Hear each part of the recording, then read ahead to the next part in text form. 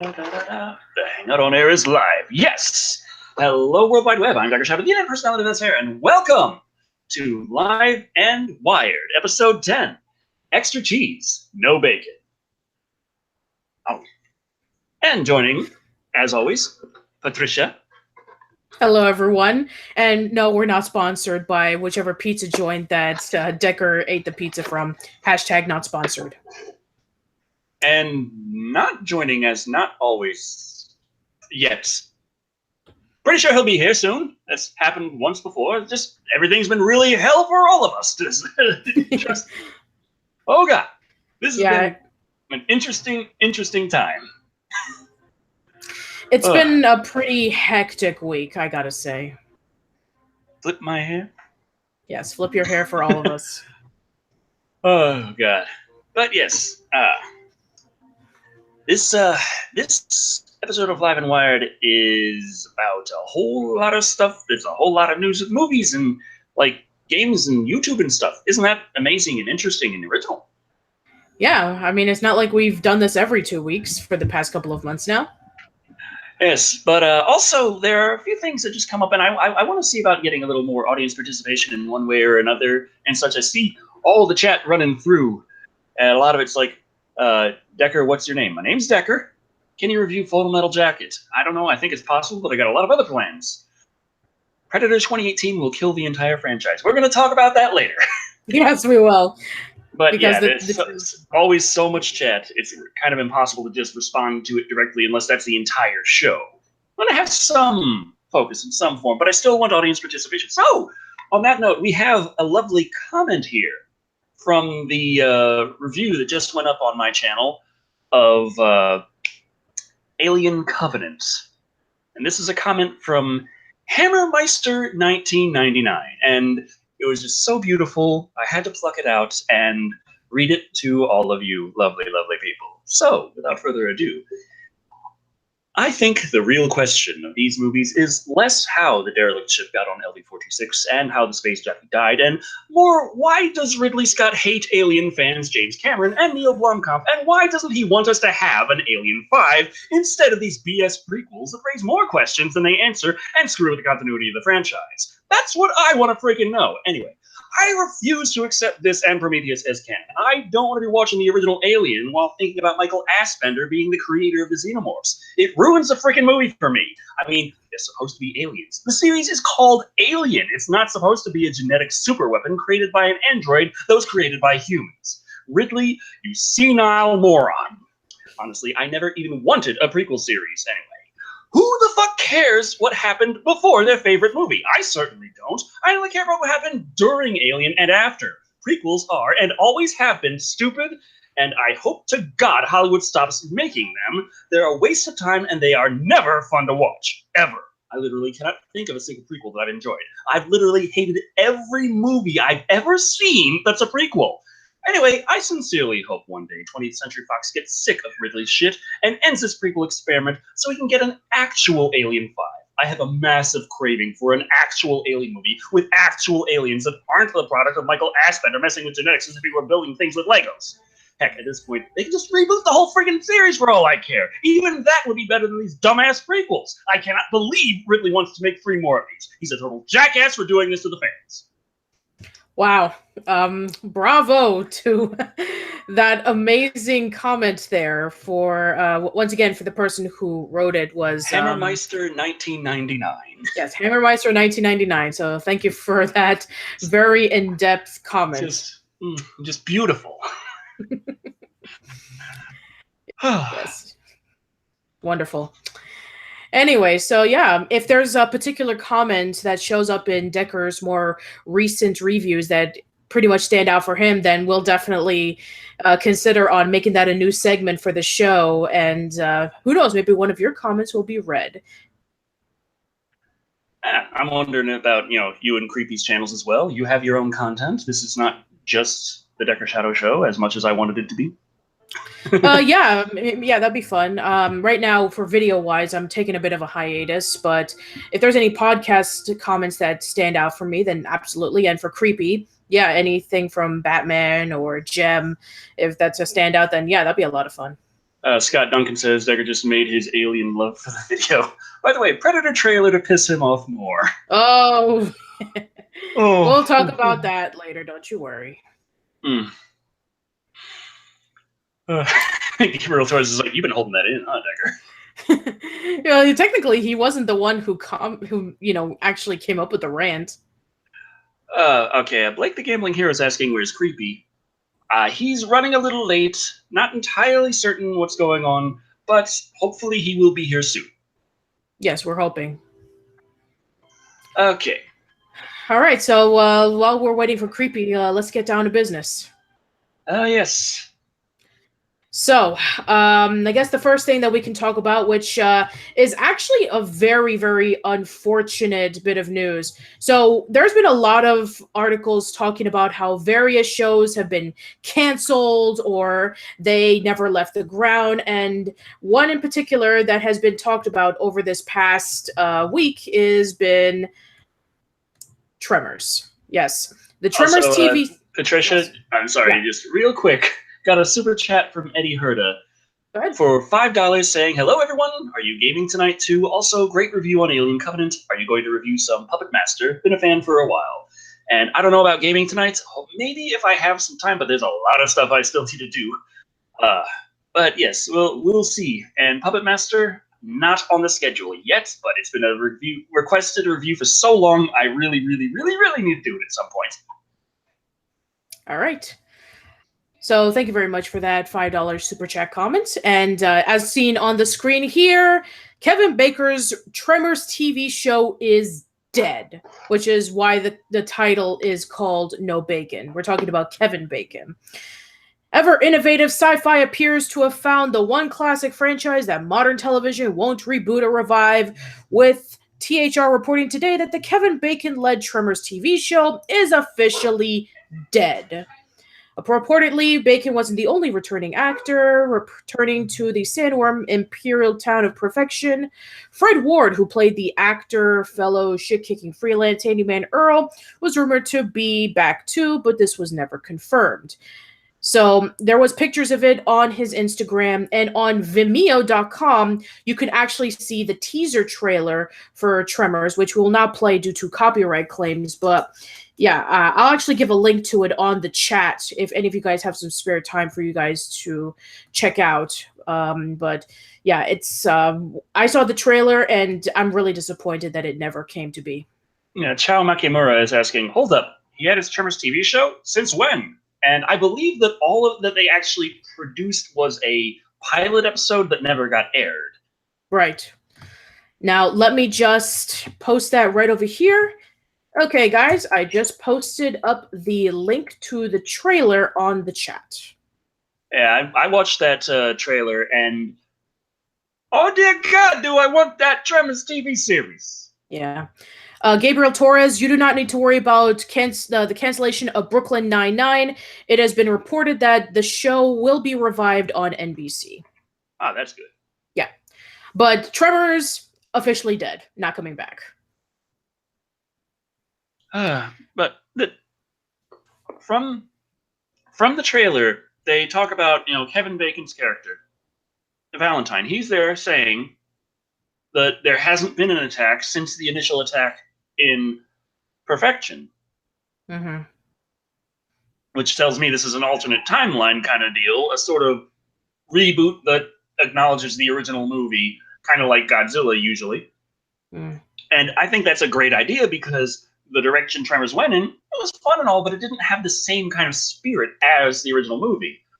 I mean, they knew how to have fun, but once they honestly named the creature Ass Blaster in the same movie that it was shown in, you kind of there's a line that was crossed, and it looked like this kind of brought it back over towards the more serious tone while still being able to crack a joke here or there because of the situation that they're in. Right. We have a comment from Trey Stewart who says, "Hey Decker, serious statement for a minute.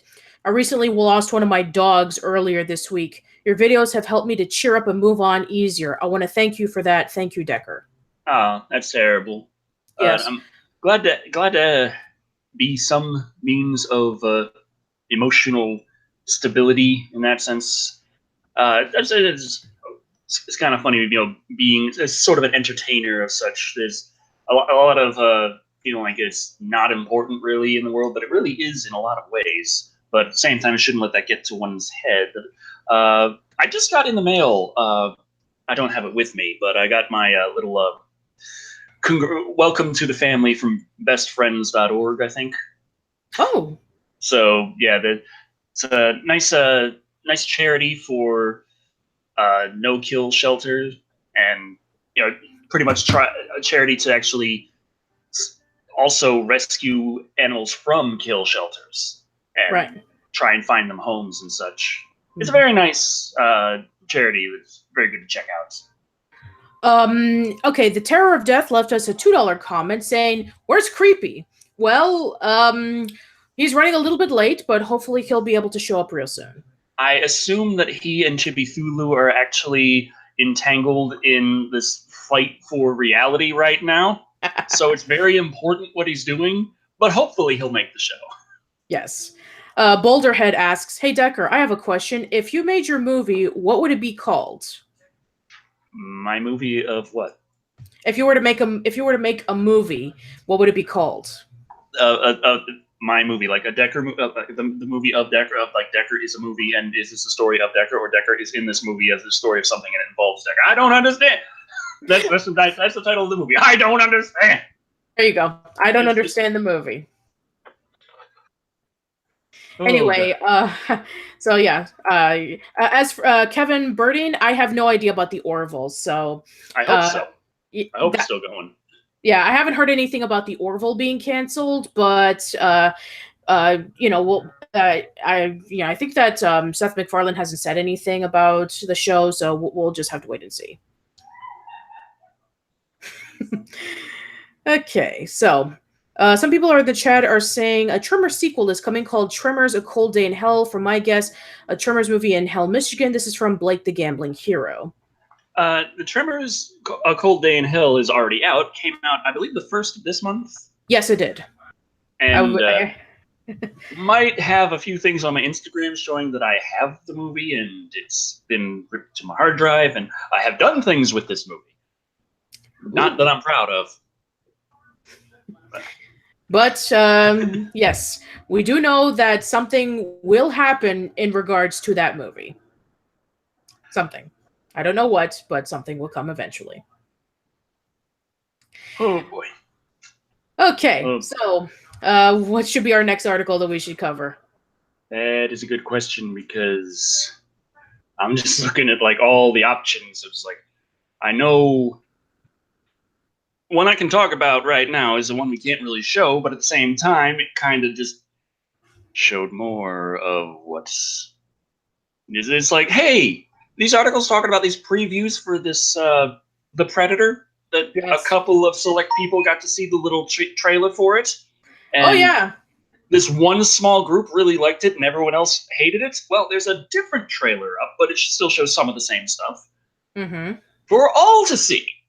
Yes. Like it didn't have the scene that everyone talked about, like, where'd you learn to shoot like that? America. That wasn't in it. Mm-hmm. But you had the kid with the little thing. This is... What the... Yeah, so for the sake of the fact that we cannot show the trailer of Predator 2018 on this stream because of copyright claim, I'm just going to post a picture of said trailer right over here on the screen, and Decker can give his thoughts on it. So there you go. Go ahead. Yeah, there's the kid. The kid. Okay, there we go. Kid. Right there. Kid. I'm just... Why? It's like the box. The box arrived. It wasn't even addressed to him. It was just a box. A big cardboard box. He opens it up. It's full of Predator gear in it. He's not supposed to be touching it at all. And he's just like, hey, I'm going to take all this expensive-looking, alien-looking technology. I'm going to pull this thing out of the wrist blade thing and just... It's got lights on it, so I'm going to go vroom, vroom, vroom, and hit it into my Jenga tower.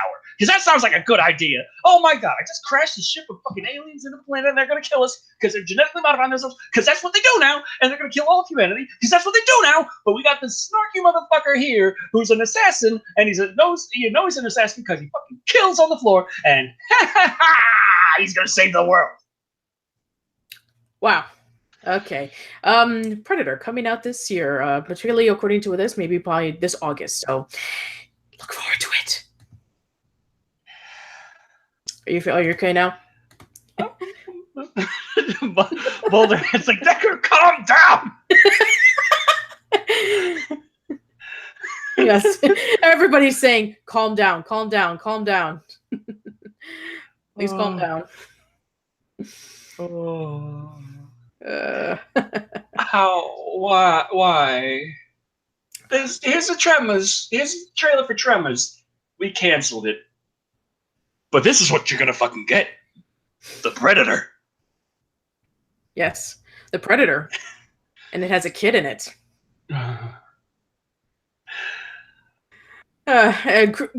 Blake the Gambling Hero says, Christ, Decker nearly had a chest burster of rage come out of his ass. Oh, jeez. All right, well, it's a shame that the Tremors TV series has been canceled, but nonetheless, even though that this new Predator trailer does not look exactly very bright, but we'll just see where it goes from here. I have no idea. So, happy positive news, maybe? Yes, let's do that. Let's let you calm down. Okay, so let's talk about a particular movie that I didn't expect was going to be actually happening because considering about certain circumstances. So, yeah, we're having another sequel coming out. It's let me see if I can pull it out. Here we go. Yeah, we're having a Rambo 5 where Rambo takes down the Mexican cartel. That's kind of interesting. Yeah. It's seemingly not over till it's over for Vietnam vet John Rambo. And it might not be over. Sylvester Stallone is set to return for a 5th installment in the Rambo franchise. Okay, so in the 5th episode of this franchise, when the daughter of one of his friends is kidnapped, Rambo, who has been working on a ranch, crosses the U.S.-Mexican border and quickly finds himself against the full might of one of Mexico's most violent cartels. As for when it's coming out, no information on it yet, I guess because he is working on Creed 2. So maybe as soon as he's done with Creed 2, then he'll go straight off to Rambo 5. So, yeah, we're having a Rambo 5 where he's going to Mexico. Jacob Kennedy saying, I'm in nostalgia hell. That sounds like that's going to be the name of another episode of Live and Wired. Nostalgia hell. Yeah, we're going to jot that down. Thank you so much for that. I'm going to save that. But I'm actually kind of looking forward to a Rambo 5, and even though I'm expecting it to probably be pretty close to Rambo 4, which I didn't really... It was so jarring to go into such a dark kind of movie. I mean, the First Blood was pretty grim. Whereas First Blood Part 2 and Rambo 3, they got a little more cartoony and kid-friendly and happy and fun. Yes. Where Rambo 4 was just, here are the horrors of war. This is what you're watching. It's like, that's not what I've turned on a Rambo movie for. But having that now as an expectation going into Rambo 5, I think that I might actually like that angle better. Yes. Hey, Creepy. Nice to finally have you come over.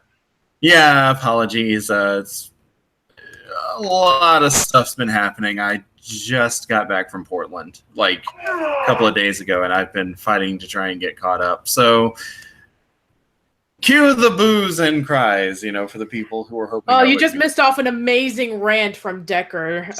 We just talked to several. $5 comment from Wolfsbane 269. Hey Decker, I love your hair. I have a question. What do you think is better, Gremlins or Critters? Oh, you see, I've seen both Gremlins, and I do enjoy it. I've only seen, I think, the second Critters, or one of the sequel Critters, one time, and I was confused as fuck the entire time. Which one took place during Easter is what I'm asking. I think Gremlins took place in Christmas, so Critters is Easter. I don't know. I know Critters. Like, which one of the Critters took place during Easter? Is it all of them? Please don't tell me it's all of them. I don't think so. Anyway, so we were just talking, Creepy, about Rambo 5 taking place in Mexico, where he's fighting off against. That is Critters 2. Oh, Critters 2 takes place on Easter. That's what it is. Yeah, I'm more of a Gremlins fan myself. There was just something, Gremlins, shows you Christmas time and all the horrors that come with it. For specifically little green horrors that play mischievous pranks on everyone that ends in death. Yes. Trey Stewart asks, question for Creepy, who is your favorite kaiju aside from Mothra? I do like Gamera, but I don't know. There's something about Ghidorah that, I find it very satisfying whenever he goes down.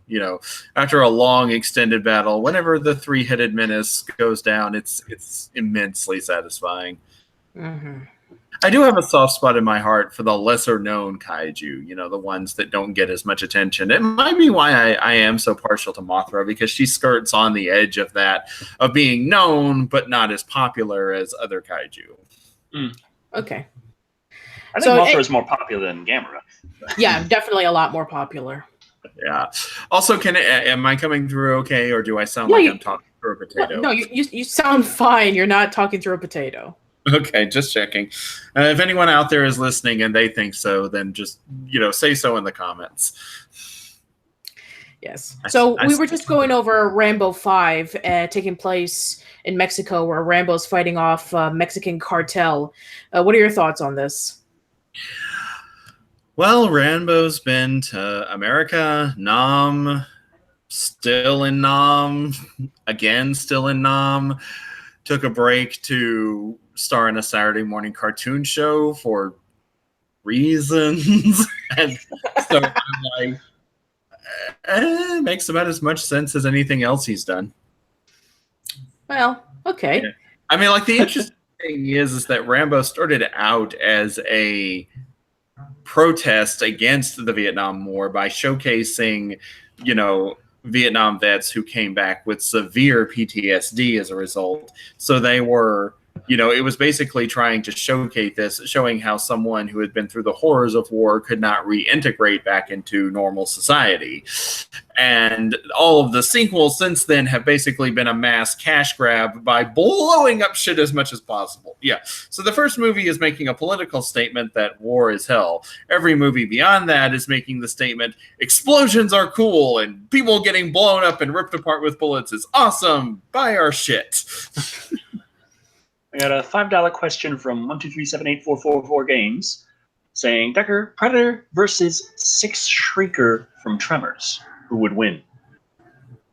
And I'm thinking Six Shriekers isn't enough to take down a Predator. Like, he just done. Yeah, I kind of feel like I'm on the side of the Predator this time. That seems like the sort of thing the Predator would hunt. Actually, a Tremors versus Predator movie would be interesting because, the Tremors are basically all these mutated creatures that are ravaging this small town in New Mexico, or is it Texas? Graboids. Yeah. But the Predator shows up to basically clean house and claim all these trophy heads of these one-of-a-kind creatures. So I'd like to see, because we saw in the first Tremors that the Graboids, they were smart. They would learn. So what would a Graboid hunt kind of go like for Predator? I see lots of booby traps. Yeah. Booby traps. We have a scene where the Predator goes underground and maybe we can see where the Tremors creatures live. Maybe we get to know, perfection in a different perspective when the Predators come in. The Predator's taking down various the creatures. Another $5 comment from Wolfsbane269. Decker, may I send you a headband for when you smack your forehead? # stop forehead abuse. But then I won't have the big red marks across my face for the next half of the review. That's important. That like it's a bad thing. Let's just make it clear for everyone watching. Presentation matters. But thank you for the offer, though. This is from the man who insisted that I drag him by the hair at one point while we were filming. I was just a mild suggestion. I wanted to see if it was possible. It's gotta hurt. Because if you get all the hair, it's not that painful. That's a lot of emojis. Scott Duncan says, Rambo 10, fighting demons in space on Mars. Yes. I want to see Again? that. I want to see that. But yeah, Anyway. Creepy, we talked about the new trailer for The Predator. Yes. Mhm. And Decker gave off a pretty elaborate rant on that. And we also touched on Kevin Bacon's Tremors TV series being before it even started. Cancel. I actually am disappointed by that because I remember the old Tremors TV series that aired on Sci-Fi. This was back in it was, I think, late 90s, early 2000s, something like that. Mhm. And it still has a cult following. But yeah, it would have been nice to see something like that revamped, and I am a little disappointed that it's not going to be a thing. Yeah. So, we got a $4.99 super chat from Mananami Natsume. Hey, Decker and Creepy, who is your favorite puppet from Puppet Master? Ooh, that's a good question. That I don't know the answer to. I gotta watch the series. Wasn't there a puppet in Puppet Master that had a drill bit for a hand, I believe? On his I would say head. that. Yeah, that's the one that I remember. The one that stood out to me the most because I kept thinking, "Ouch." Yeah, it's like if what you call it? It's like if the Rhino from Spider-Man had like a drill on his head, and he would just like ram over to Spider-Man with a drill, and it would just kind of like explode everywhere. But yeah, if you have a puppet with a drill on its head and it was like aiming towards like a vital organ, I'm sure, it would be a bloody mess. Very big mess. Yes. And Boulderhead says Rambo 21, Ninja Jungle of Death. Ninja Jungle of Death. Yes, because let's add in Rambo with Predator. Mm-hmm. Yeah, right. So let's see. I was gonna say. Oh yeah. RC Lano says Rambo 11. Rambo fights Godzilla in space on a motorcycle. Gabriel Torres says Rambo 22, jumping the laser shark. Nice. I like that one. Rambo 13. Rambo versus pirates and ninjas in space. Yes. $2 comment from 1237844 games. Rambo versus Predator versus Tremors versus Raptor versus Demon. Okay. And on that note, there's a confirmed sequel in the works from Paramount for World War Z. And Yes. a new Dungeons and Dragons movie coming. And even though they seem to not remember that there was actually 3 of them. Yes, Yeah. I know. It's crazy to believe. So, who should we actually have to read for this one? So, if you want, Decker, why don't you read this one? Okay.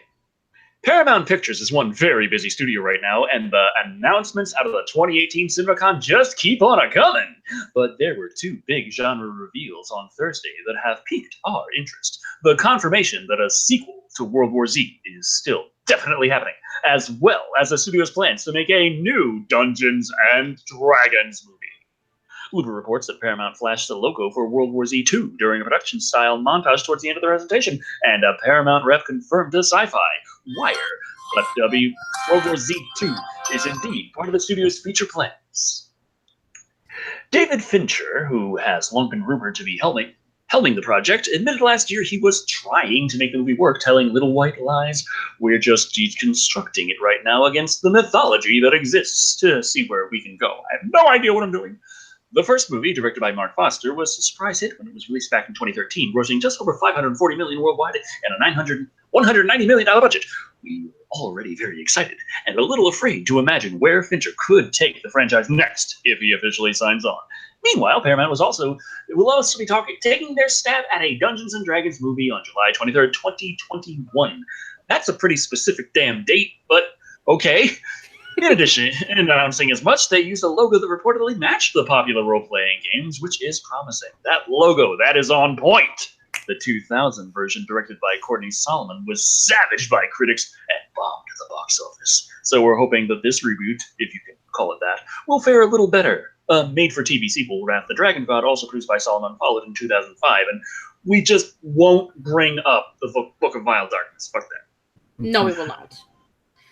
All right, so let's talk about World War Z. So, have any of you guys seen the World War Z movie? I have not. No. I've heard the name kicked around. I assume it's like zombie apocalypse. That's pretty much all I'm getting out of it. Yeah, pretty much that's what it is. It stars Brad Pitt, and basically there's like a huge zombie epidemic, and Brad Pitt and his family are trying to escape it. They go into various places across the country to get away from it, but it keeps following them.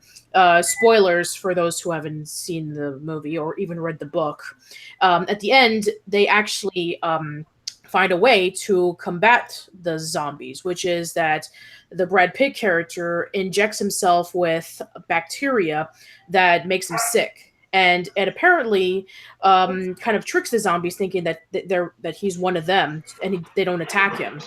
And so basically, the army basically takes advantage of that by injecting themselves with bacteria and fighting off the zombie epidemic. And it kind of ends with a sense of hope that now we know what to do. We're going to use this time to find a cure. And we see Brad Pitt and his family just settling down to a new location with the government and finding out what's going to be the next step. So, yeah. I'm going to take an emergency call. I'll be right back. Sorry, everyone. No, it's okay. The consensus from chat seems to be that the book for World War Z was pretty nice, and the movie sucked ass. Yeah, it sounds very similar to I Am Legend, in which a lot of people love the book, but didn't like the movie. And we're talking about the Will Smith version, not the other versions that were inspired by I Am Legend. But yeah, I did hear a lot of positive feedback regarding about the book. Well, one thing with the book I Am Legend is it had a very dark ending. Yes. It's very, very kind of holy shit. It's kind of the whole point of the title. And the Will Smith movie was, hey, hero and gets the girl. Yeah. But they did actually film an alternative ending, which was actually close to the book, but they didn't put it in because they wanted a more different ending that was more happier, question mark. Well, they can't just do something artistic and scary in a horror apocalypse thing. This is Hollywood. What are you, crazy? Right. But Dungeons and Dragons. And now I'm actually interested about your thoughts on this. Well, my thing is like the original Dungeons and Dragons movie was a stupid, fun, guilty pleasure.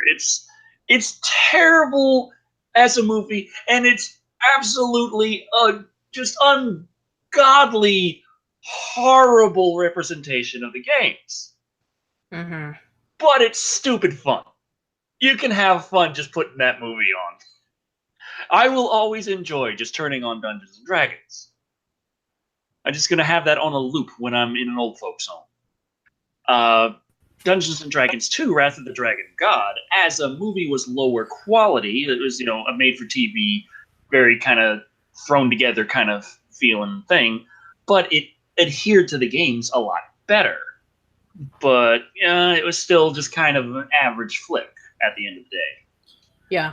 And then Wrath of the Dragon God was kind of like an evil campaign, except there's a reason evil campaigns don't work so well, and they try to just kind of ignore those bits, and that's not how it works. Right. Yeah. Actually, really interesting comment from Aken. I'm sorry if I'm pronouncing it incorrectly. He said the only movie that was better than the book was Jaws. That's actually a bit of a debate because I do know a couple of other book to movie adaptations that are pretty much well known, that the movie is more well known than the book itself. I can think of a couple of examples. I think my friend James, aka Jaime Two, does a series called From Pages to Pictures, and he read the original book that was the inspiration for Die Hard, and he said that the movie was better because it was a lot more action packed as opposed to like really strategic. The character was a lot older, and it's a sad ending in which his daughter actually fell down from the building and she died, and his wife divorces him, and he's just basically like left alone and somber. As opposed to like the more happier ending in which, he saves the day and his wife, and him get together for at least a brief moment, and it's all happy and Christmassy. Mm-hmm. Oh, God. Ow. Ow. That's a lot of shit to go through to have your wife just... Then your daughter go... Yeah, pretty much. Congratulations, you've managed to hurt Decker's feels. Sad. That doesn't take much. That just says, hey, Decker, remember the Predator? Oh, was the Predator based off a book? Interesting. No. I don't think so. Oh, okay. I'm just saying to hurt my feelings. It's not hard. Remember the Predator. Okay. Yeah.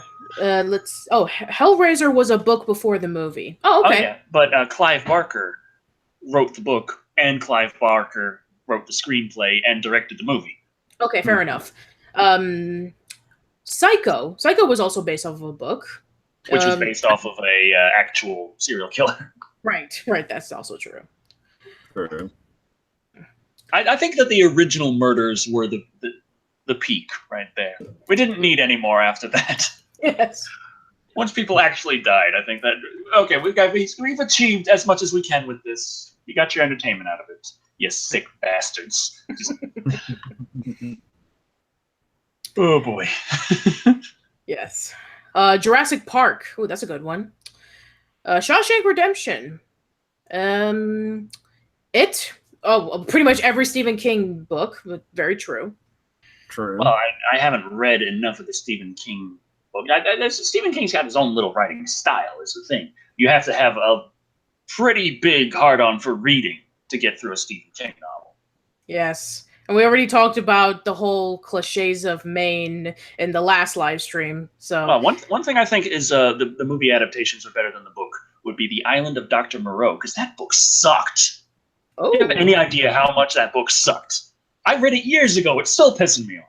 Wow. Actually a really good one. It's not even a very long book. It's just... So yeah, that should be really interesting. Let us know in the chat about what other movies to books that are where the movie was actually better than the book. Because my friend Kyle Nordy, he did a month dedicated to Robert Zemeckis, and he was talking about Forrest Gump, and he said that that he did read the book a few years ago, and the book is weird. Like, I'm sure that some of you guys already know that in the book, it's described that Forrest was actually a really big, bulky guy.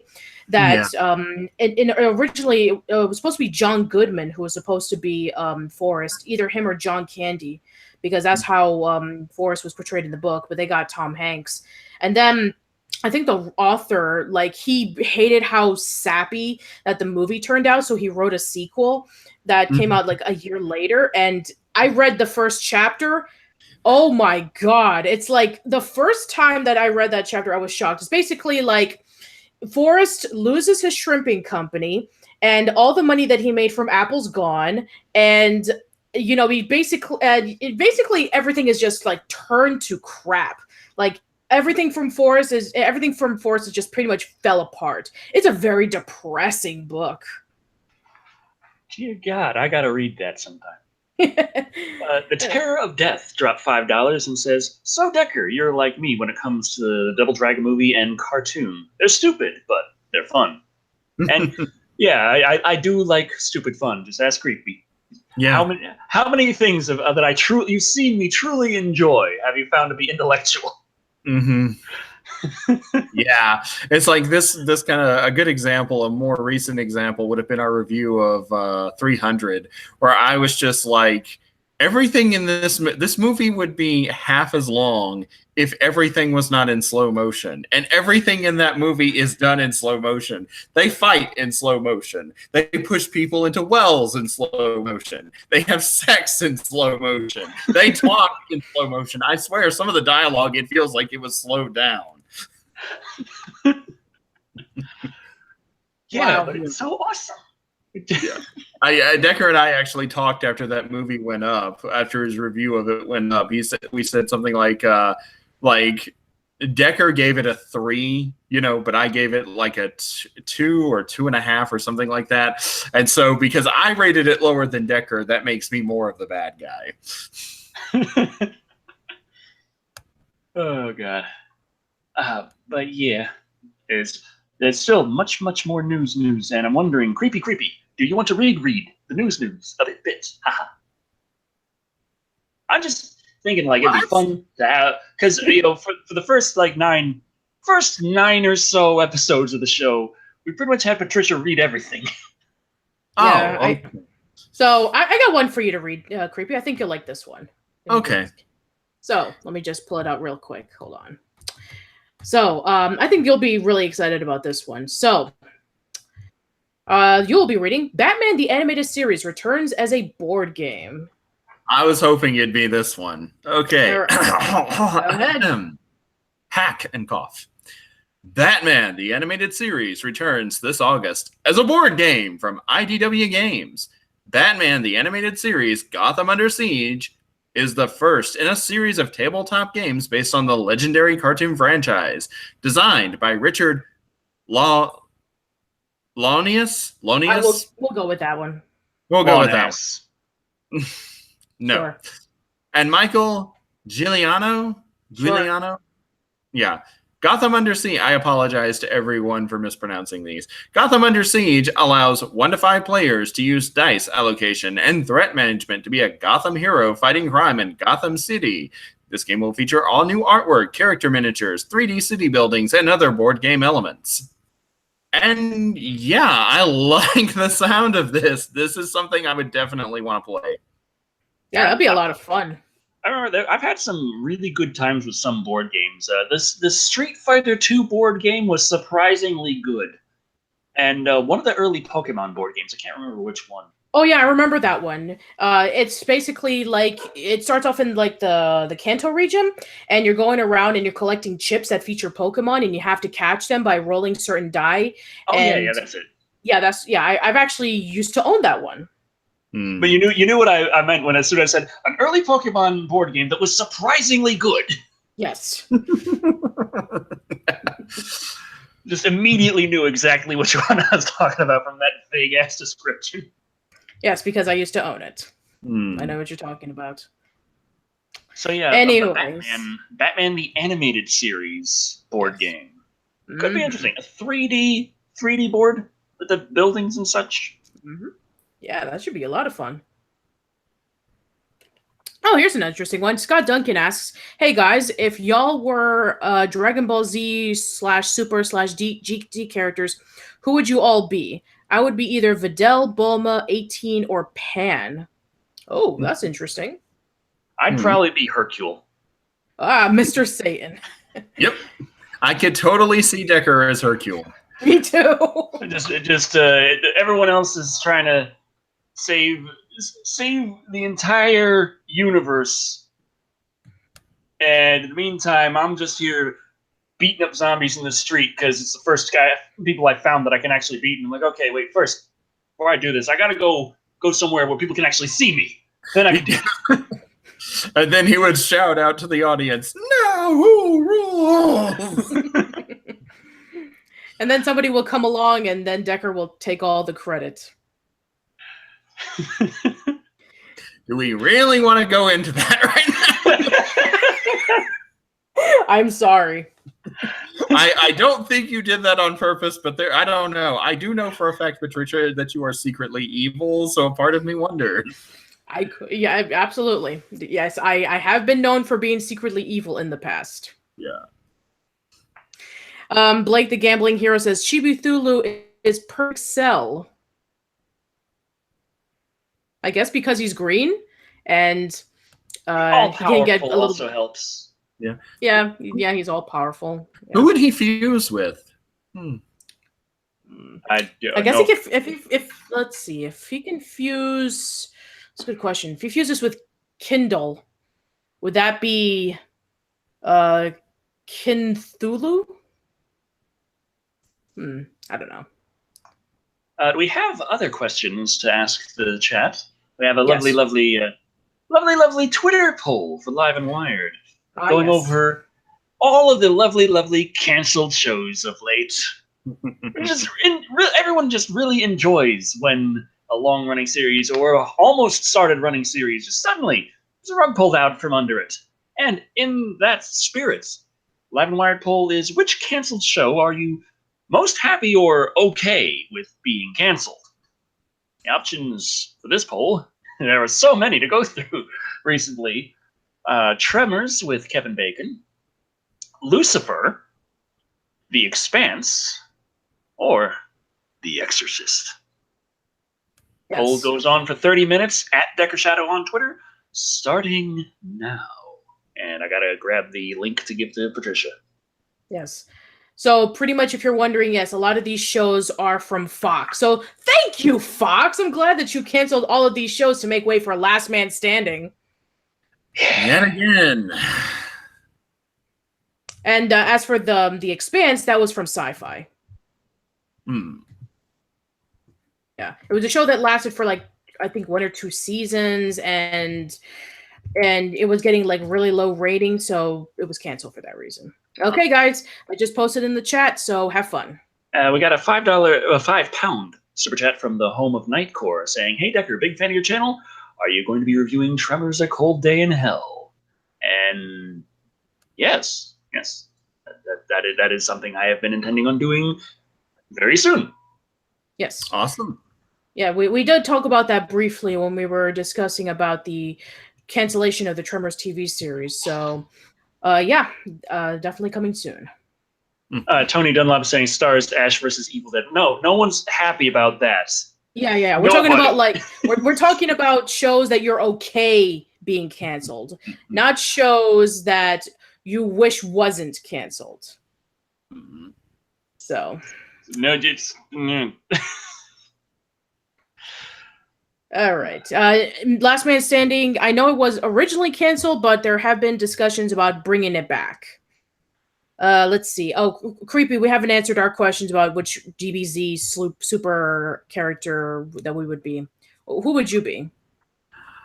I would probably end up being Goku. You know, the one who just sort of stumbles through and manages to blow shit up, but somehow saves the day. Yeah. Yeah. None of the people who know me very well would say that they're surprised by that answer. But actually, I also have a soft spot in my heart for Piccolo. Because, Piccolo would be great. Yeah, Piccolo, he was smart, he was tall, he was powerful, but he wasn't, but you know, he started out evil, but he proved to be a good guy in the end, and he had a really good relationship with Gohan, and I liked that. You know, you don't see this in the English dub, I think, or it was one of the movies, actually, I think, but one of the early Dragon Ball Z movies. But there's a whole song that Gohan sings. It's like something that basically, I think the title of it was "I Love Mr. Piccolo." That's very sweet. Don't forget Piccolo's clothes beam. 9 Spectre 528 says, "Yeah, that'd be really helpful." That's true. Yeah. As for me, I have no idea. I think the closest thing I can think of is Bulma. Actually, I could see you as Videl. Videl, ooh, that'd be nice. You know, like you could even get your own version of the Great Saiyaman outfit. That would be fun. That would be a lot of fun. And you could pose like a Power Ranger. Mundy Medic says Creepy's hair in Super Saiyan mode would be majestic. I would probably have Super Saiyan 3 hair for Super Saiyan level 1. You know, it would just be this long, spiky mane of gold hair going down my back. Once you actually hit Super Saiyan 3, it just goes and just takes out like a building behind you. And I am nothing but hair. I haven't. My Super Saiyan level 3 mode is nothing but hair. Like, my body is just one big hairdo. That'd be great. All right. Well, thank you very much for that question. Which DBZ/GT or super character would be? That'd be fun.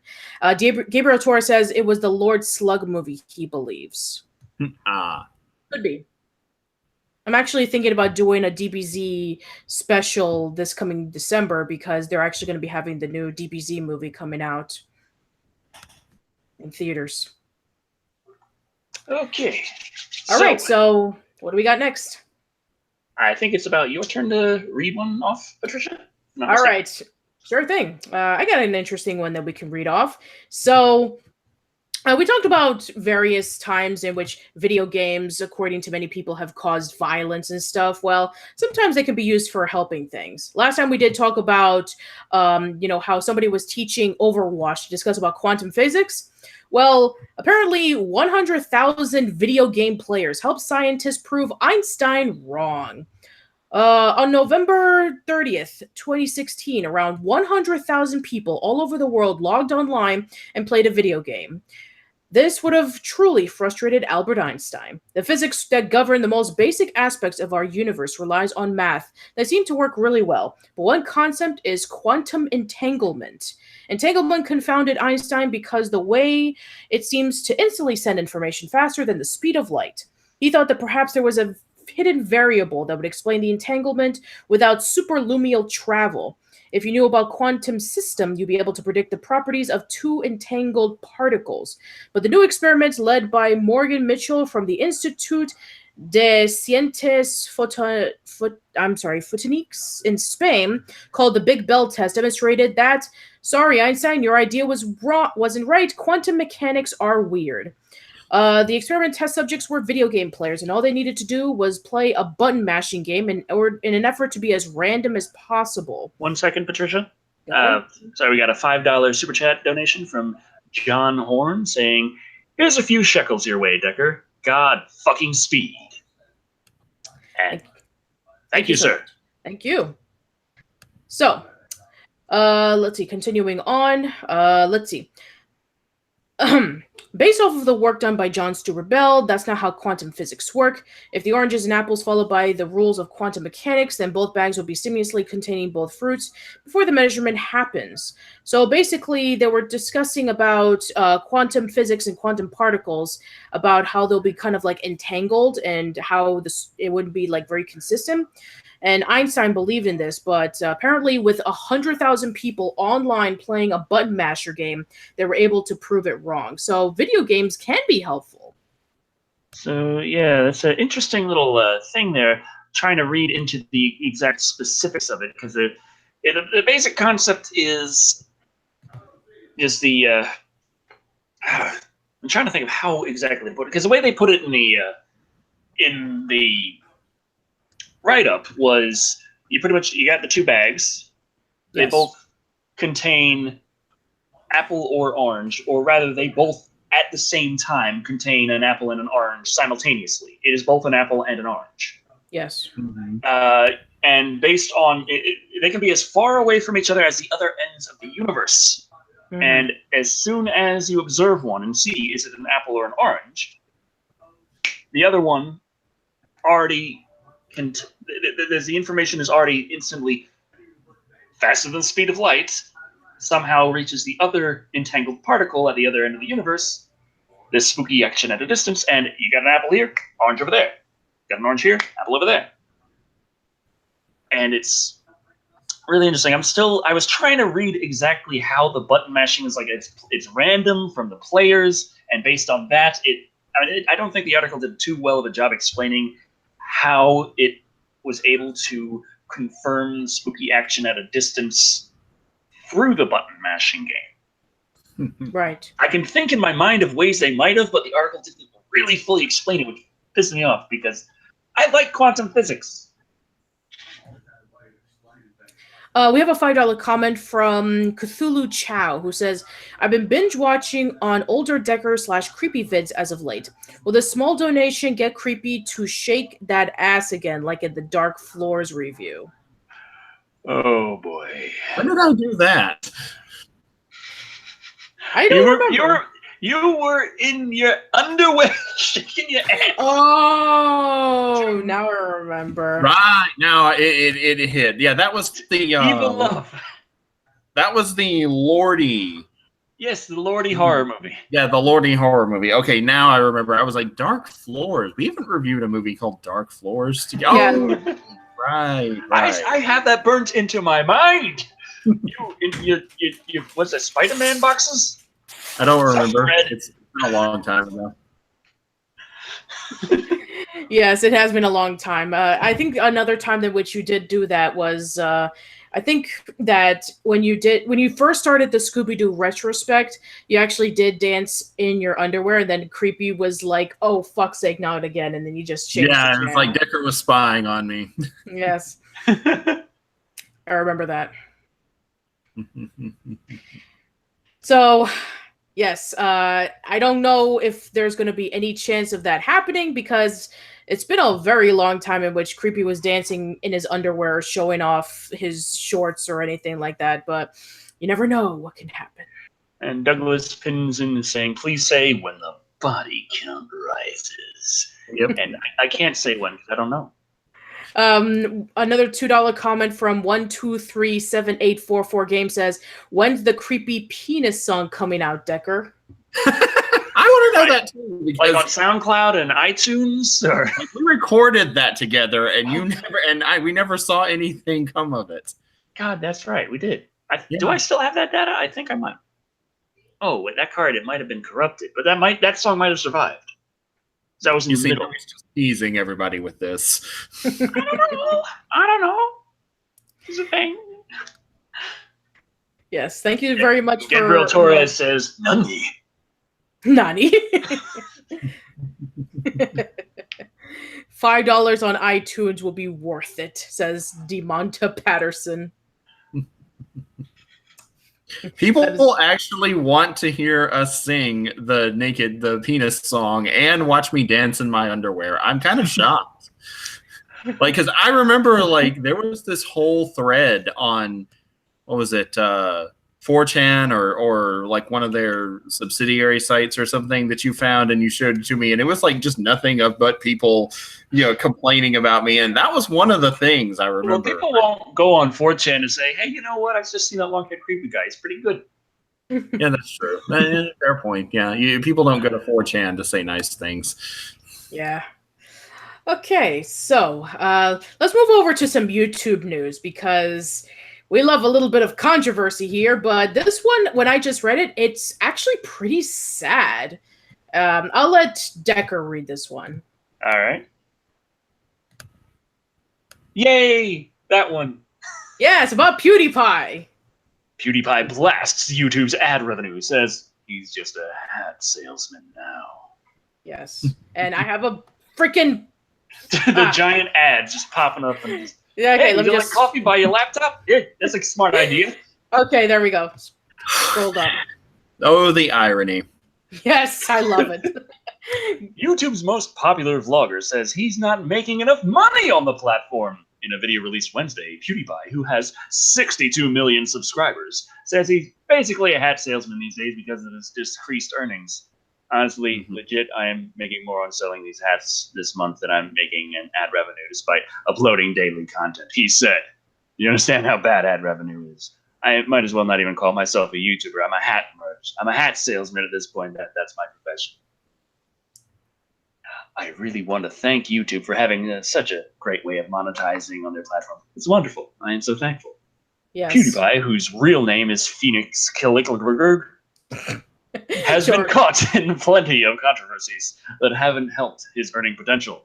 He's uploaded multiple videos where he's used anti-Semitic imagery and made anti-Semitic jokes. Disney cut ties with him for that, and YouTube canceled his YouTube Red series, and he casually dropped a racial slur while live streaming last year.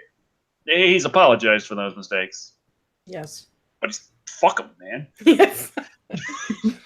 Even still, Forbes reported PewDiePie still earned $12 million between June 1st, 2016 and June 1st, 2017. He also made $15 million the year before that. While discussing Logan Paul's recent decision to end his daily vlog, PewDiePie said he understood Paul's viewpoint. Paul's ad revenue was basically cut in half last, so YouTube dropped him from the Google Preferred program because he filmed and posted a video of a dead body while in Japan. Paul is also focusing more of his time live streaming Fortnite on Twitch, and he said he's set to start a new podcast and participate in more comedy sketches, said a sarcastic PewDiePie referring to Paul. Wait a minute. You're telling me, someone that is making less ad revenue than ever, and probably selling less merch than ever, decided to go on another path of earning revenue? Paul says in the vlog in reference to Paul, thick with sarcasm. I don't understand it. I don't understand it at all. Yeah, that's pretty sad, I have to say, because PewDiePie is one of the most subscribed YouTubers out there, and he can't even make a decent living off of it. I mean, I think not making it a decent living might be pushing it, but I do understand, like, well, when he had the money rolling in a little more, obviously he was able to afford things that would cost higher per month and rents and such. Yeah, if I could interject, isn't this the same guy who, like, several years ago said that it got leaked that he made something like $7 million in a year? Yeah. Yeah. We got a $2 Canadian dollars and 79 Canadian cents super chat from Terminus saying, "Are you excited for the Friday the 13th coming in 2020?" And I'm always excited for Friday the 13th. Fair enough. Yes. Mm-hmm. I don't know if you're talking about a movie or just the day, but either way, I'm there. Yes. As for the event that's going to be happening at the location where they filmed the movie, we're not going to be there. At least I don't know if you. Okay, he'll be there. In reference to just the ad revenue situation on YouTube and all kinds of things, it's been such a struggle and so frustrating. I don't know if you ever got YouTube to even listen to you about your ad revenue, Creepy. No. Yeah. They're still. I have been fighting for like the past several years to get my ad revenue reinstated. It was canceled. They blocked it after my first channel went down, and this was like they sent me like one check, I think, and then right after that, my account was deleted. So yeah, and since then they won't let me make a new Google AdSense account so I can hook it to that one, and they won't let me use my old one either. Yeah, but I've seen so many things talking about, this is terrible, that's terrible, and at the same time, of course, I'm trying to make it with the ad revenue and the super chats through viewers like you. Thank you very much. You are so lovely. I love you all, especially those of you who give me lots of money. And the Patreon, and I've still got to figure out how to do the merch thing. That hat salesman shit, that's where it's at. That's where you get the money. PewDiePie said so. We need some hats. Yes, we need hats, and maybe we'll throw in a T-shirt or two. The Live and Wired logo. We could put that on a mug. There we go. Just drink it. But yeah, I have a mug. It's not official, but has a P in it, and I got another one. This one I actually won from Manic Expression about 6 years ago, when the old school lane won like blog of the year, and actually Y Boy from Cartoon Corner, now known as Toon Grin, won video channel of the year. So right here. So that's what it looks like. This is actually what the old school lane logo used to look like. It's completely changed since then. Yeah. Apologies. I still have to do something about the Bond villain lighting that I was hurting me, and I was like going to have to bring the cat in here and start stroking her on camera just to complete the effect. Otherwise, the light is on. But yeah, I mean, there's always a good idea to diversify your income streams. I was hoping that ad revenue would be like all I'd have to really worry about. I was thinking, I don't particularly enjoy going out with the cup saying, "Here, please, for the Patreons, please, I need it."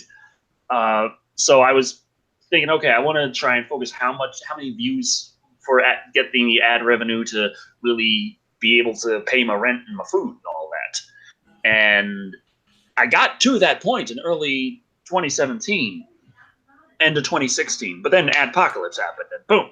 And then I found out very quickly why diversifying your income streams is a very important thing to do.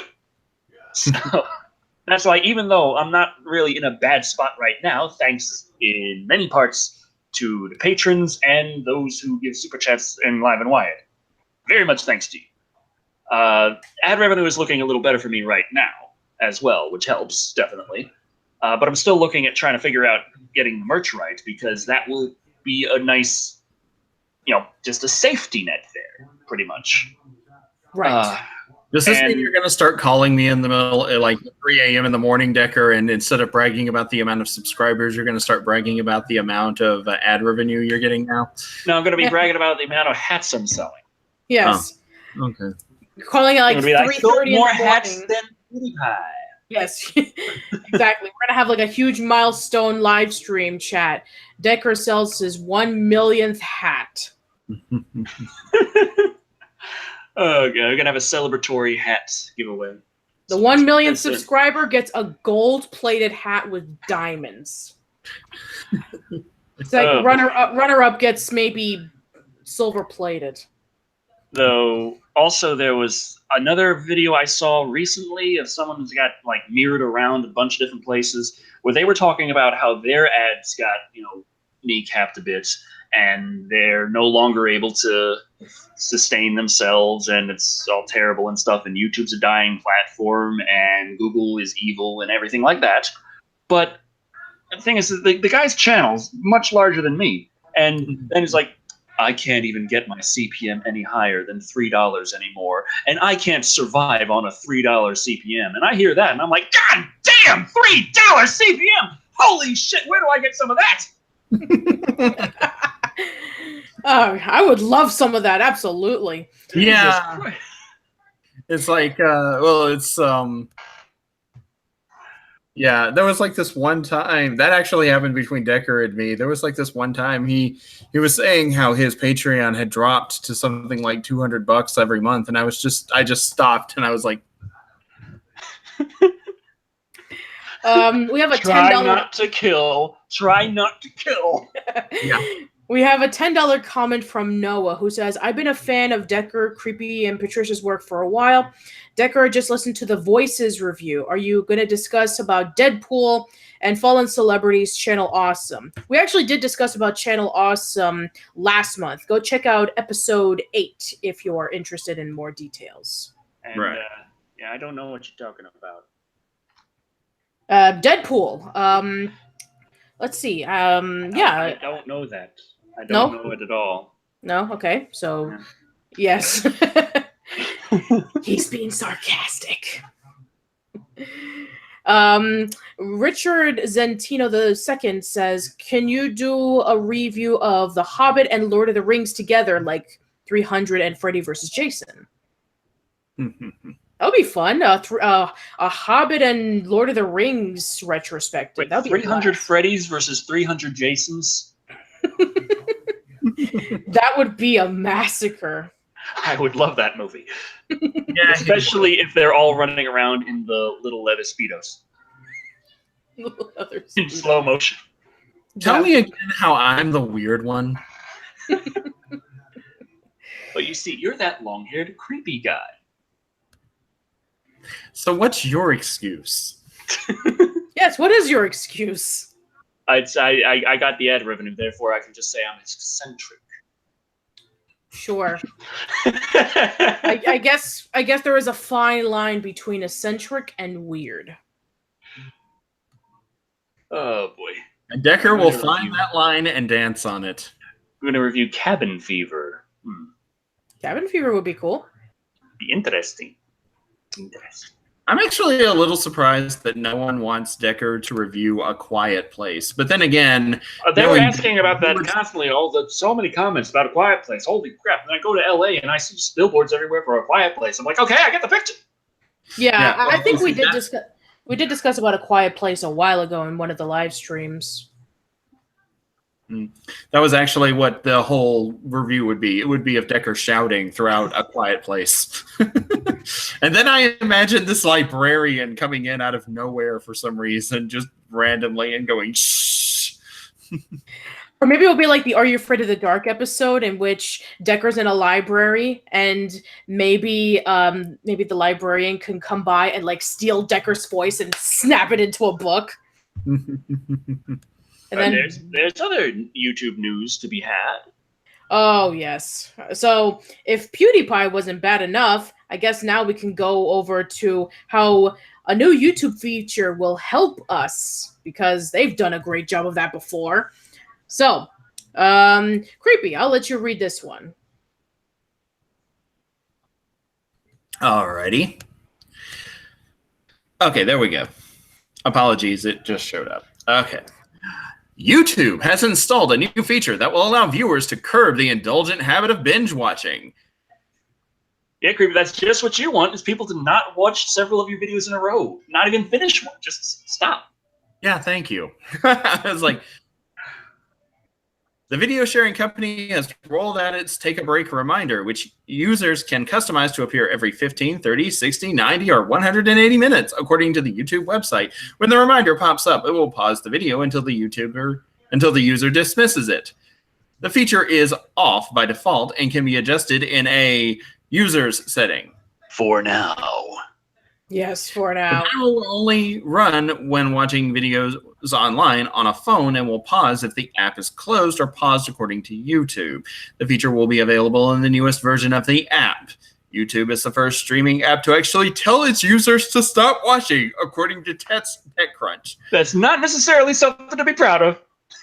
Yeah, I'm like, along with the Take a Break reminder, YouTube is releasing additional features, such as the option to limit the app's ability to send notifications and the option to disable notification sounds during a specific time of day, TechCrunch reported. In the future, YouTube will roll out a feature that gives users a summary of their viewing behavior.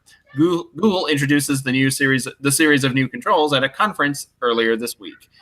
Yeah, I think that's it. I have so many things to say to this. Okay, first, I need to turn this off. Okay, thank you. Because I was looking at myself. Yeah, there you go. I'm so sorry. Because of my glasses and nose, but forehead palm, I guess. I'm pulling a Decker here. But it's one in slow motion. I've been practicing.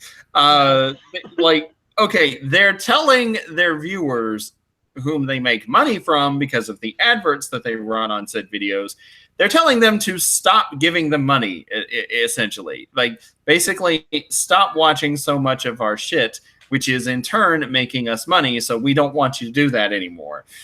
And secondly, apparently, not only are they giving this feature, but they're already telling you that we're making it to where you can turn it off and never have to use it. And it's off by default, but at the same time, how many YouTube features also were off by default before? Yeah, but I mean, like, this is a feature that I feel like no one will want to turn on. Yeah, I mean, Nintendo pulls this stuff in which every 30 or so minutes they'll say, hey, you've been playing for a long time. Don't you want to take a break? So, yeah. It's in so many of my 3DS games. It's like, hey, take a break. I'm like, no. No, I want to keep playing. Leave me alone. This is game time now. I can walk later. So, yeah, YouTube is pulling off a Nintendo. There are some things I don't like about Nintendo. I mean, we love you, Nintendo, but seriously, there's some things that we just don't understand. Like the fact that they're not releasing a virtual console on the Switch.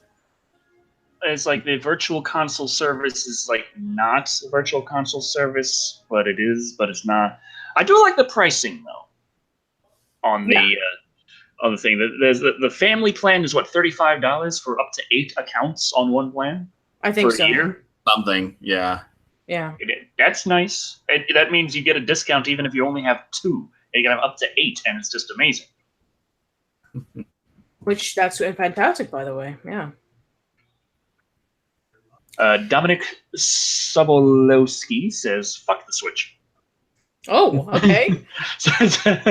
Slightly different opinion there. That's fine. Sure. I mean, Yeah, I mean, not everybody likes the Switch. That's fair enough. Hmm. Also, let me just double check. Richard Zentino II, if you want to link to my channel, Old School Lane, I will put it right here on the chat for you.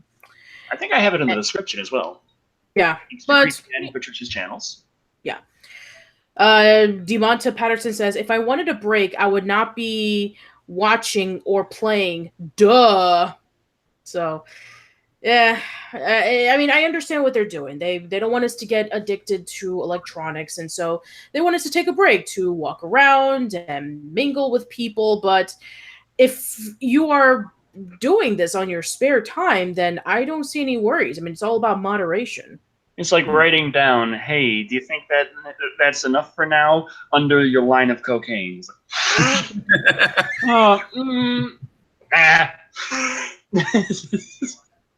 Okay, bad example. I'm sure this is something that everyone can relate to. Wow. Okay. Terror of Death gave us $2 saying we're doomed. Doomed. For the shit I just pulled or the YouTube stuff? I think the YouTube stuff, because it came out before the whole cocaine snorting thing. Ah, okay. Cthulhu Chow asks, what is your favorite flavor of cheesecake? I tend to just go for the original, but then again, that doesn't necessarily mean original, because cheesecake tastes very different depending on where you get it. Cheesecake in New York tastes very different from cheesecake in Texas, tastes very, very different from cheesecake in Japan. Oh, yes. Cheesecake in Japan tastes like cheese. Imagine it. Cheese in it. I remember this rant, by the way. I was there for it live and in person. They put actual cheese in the cheesecake. He went on, and this went on for like 20 minutes or so, and then it stopped for a while and started up again at like 3 in the morning. It's this weird thing about 3 a.m. Okay, that is when he is most animated and his loudest. Yes, I actually make cheesecake. The last time I did, it was a marble cheesecake, and it was just regular traditional cheesecake, and then it's chocolate swirl. I melted chocolate chips and then like stir it into the mixture right before putting it in the oven.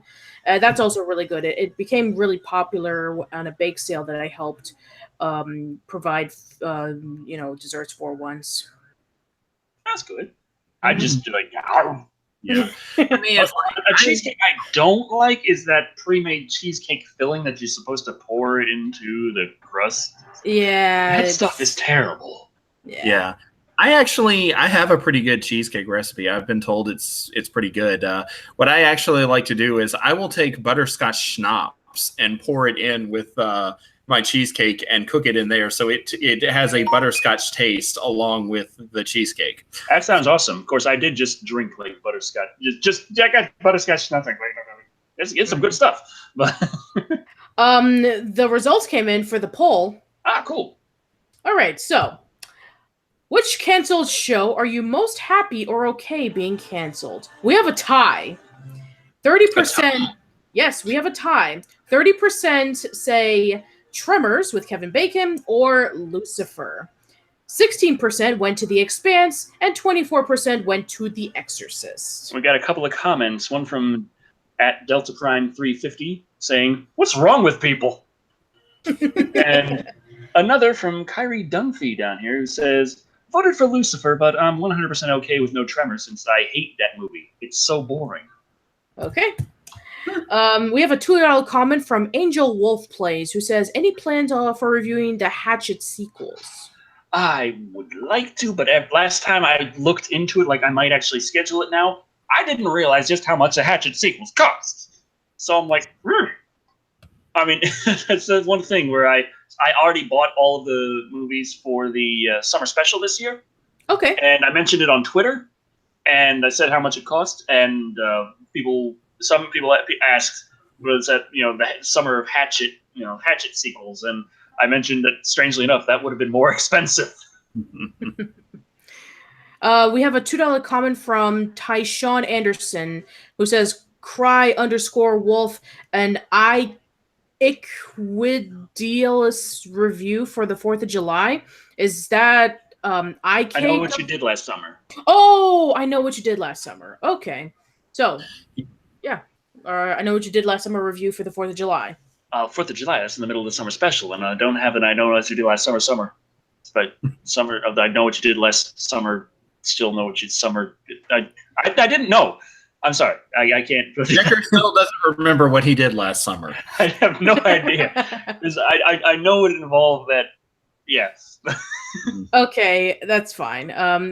I don't know if he can do it for the summer, but hopefully he'll maybe do it in some part of the. There was a request that you got, Decker, for a specific that we talked about. I think it was privately about you got a request for a specific summer special to do, and we talked about it privately, and you said no, I can't do that one because I picked this one, and I really want to do the summer special in summer this time instead of in December. You know? And now I can't remember what it is, so I'm leaving everyone hanging by having them wonder what the hell was. Eric Saldana asked, "Hey Decker, are you coming to the live orchestra of Killer Clowns in Hollywood?" And I would love to, but I spent all my money coming out for the signing. And the move is just I really shouldn't have spent that money when I did, but I technically could, so I did. Right. And now my fiance's there, like, well, she's sleeping now, but she was there, like, goddamn broke motherfucker. Disapproving look of disapproval. I think Patricia knows how it works. Yes, I do. I've gone through my fair share of disappointment a number of times. I don't know. When I do it, it just looks like I'm pouting at Decker while angry. Yes. We have a £5 comment from Jade who says, Decker, please review The Room or The Amazing Bulk. I'm going to have to do The Room someday. That's just like no way I can get away from that one. Yeah. Maybe we could do like a back-to-back review. Review The Room and The Disaster Artist. That would be fun. Together. You know, like so many people have reviewing The Room has become a rite of passage. Let's do both. Okay. Perrin Shoebridge says, by the way, Decker, don't try to understand Kamen Rider Ghost. You will have a better time understanding the sea cucumber in Decade. Someone's seen our riff tracks. That's awesome. But yeah, the tracks have hit a bit of a snag because of the move and all the craziness going on in all of our lives all at once. Just, Yeah, so apologies for that. Everyone can blame me. They already do. So yeah. Well, it's I didn't have the internet. Yeah. It's really his fault, but you know.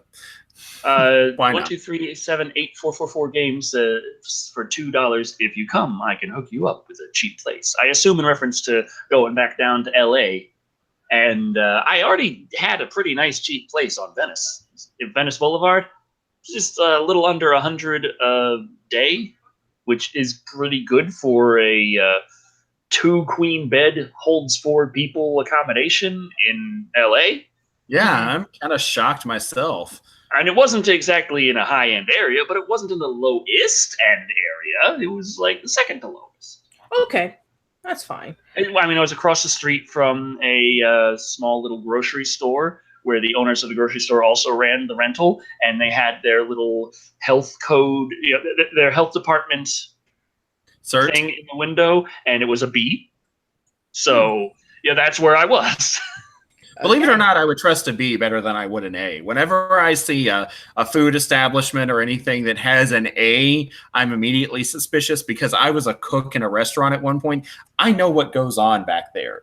So whenever there's an A, I'm like, you people did not earn this A. You paid for it. That's how you got this A. I see a B and I'm like, okay, yeah, you didn't bribe the instructor, but you got this B, honestly. Yeah, fair enough. It didn't look like a bad establishment, and I was thinking, okay, I could just go in here and buy the packaged goods. That'd be fine anyway. Right, yeah. Although I did miss out. I'm sorry, Patricia. I did miss out on a chance to be with Decker in the slums again. That's a disappointment. Not really. Spend a whole night in some wandering the streets like hobos. Yes, we will never forget that one. We have a $5 comment from the ZK. The KUQYB saying, and remember, I want to know name, what's your number? I wanna know your name, what's your number?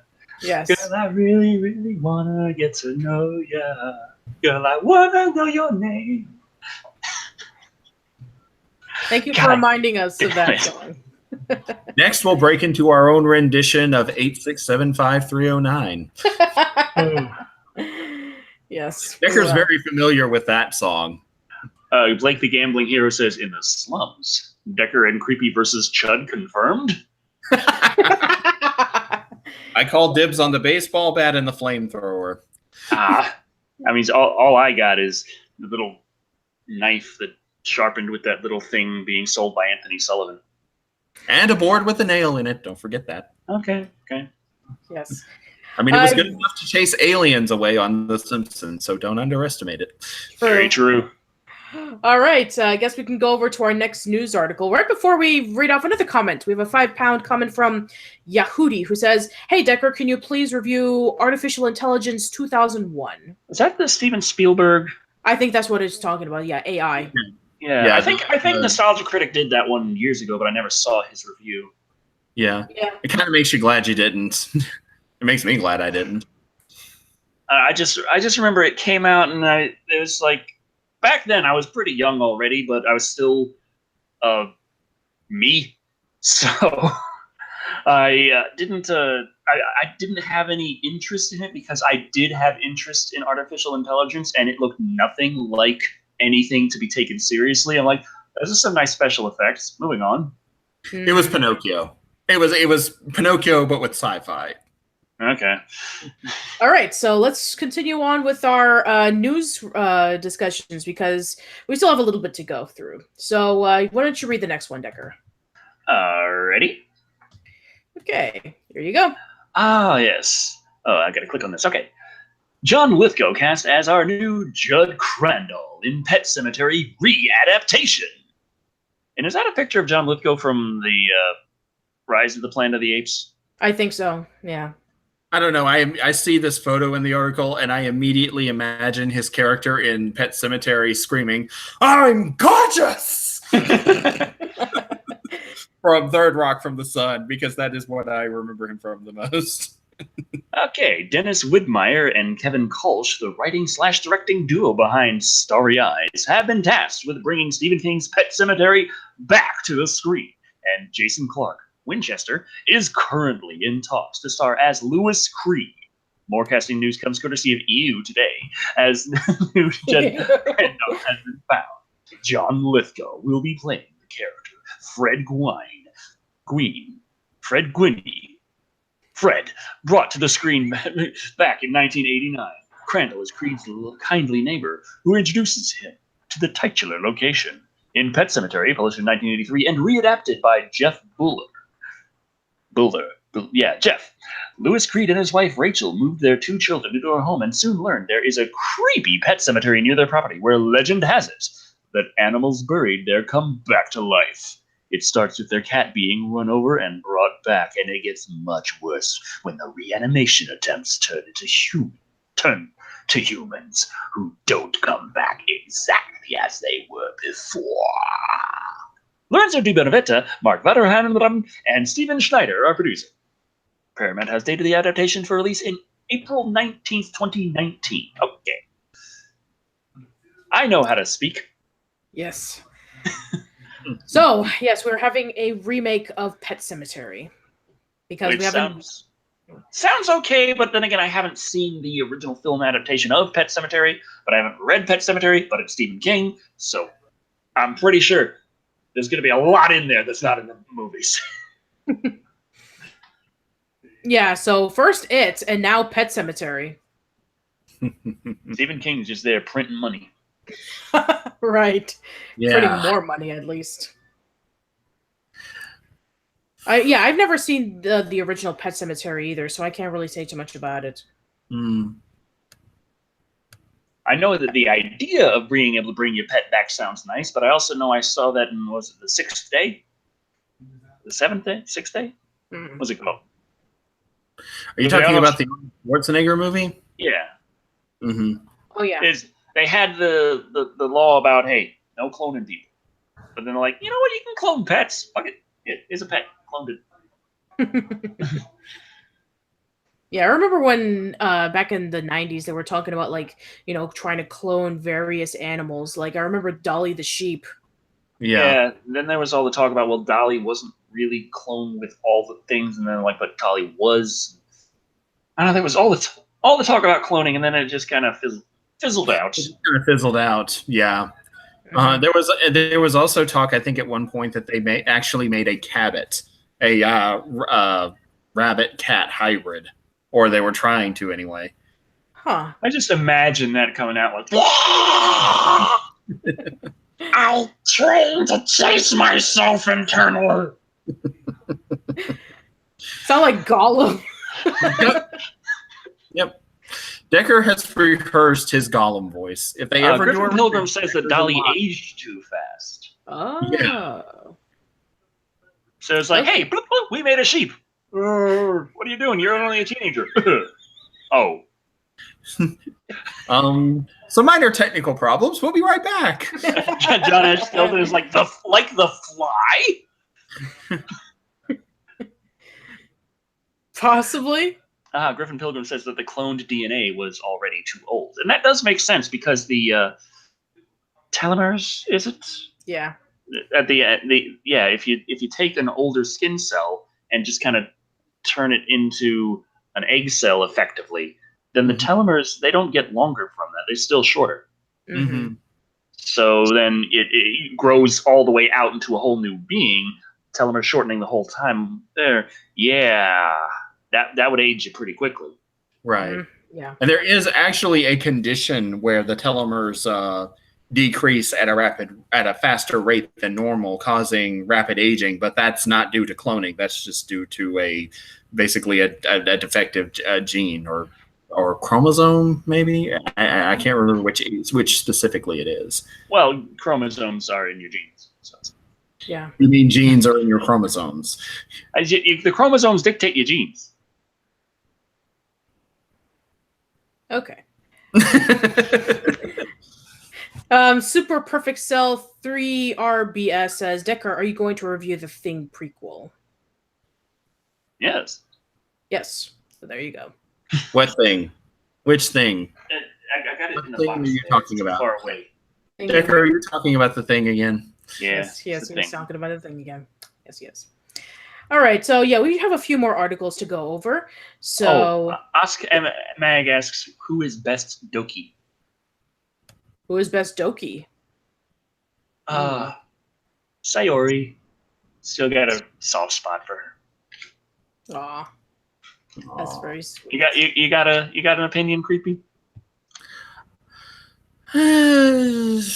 I think that you'd probably be more for Monica.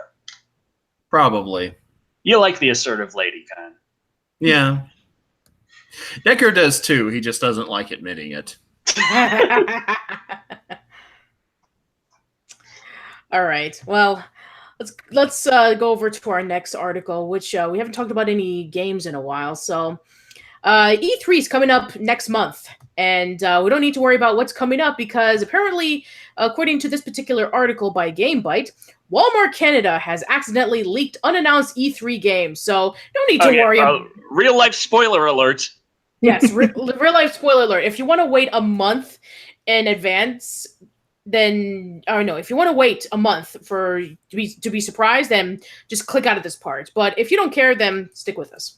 We also got a $5 super chat from Cameron Millet saying, "Love your channel, keep it up." Thank you. Thank you very much. Whoever you were speaking that to, thank you from all of us. Okay, hype for this year's E3 conference is already hotting up. Okay. And Walmart hotting up. Yes. And Walmart Canada may have just made our wildest dreams come true.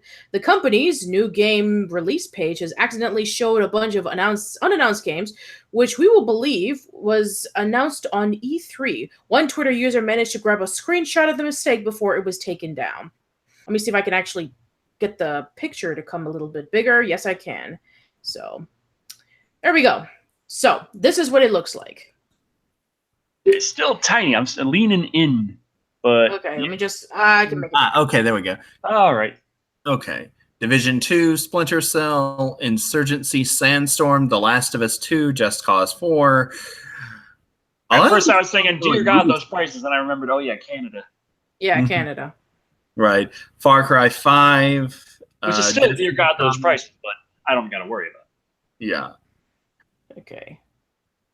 Destiny Comet, Final Fantasy VII Remake, Metroid Prime 4, NBA 2K19, Super Smash Bros., Borderlands 3, Assassin's Creed, Lego DC Villains, again with the Final Fantasy, Beyond Good and Evil 2, Rage 2, Dreams, and yeah, that's it.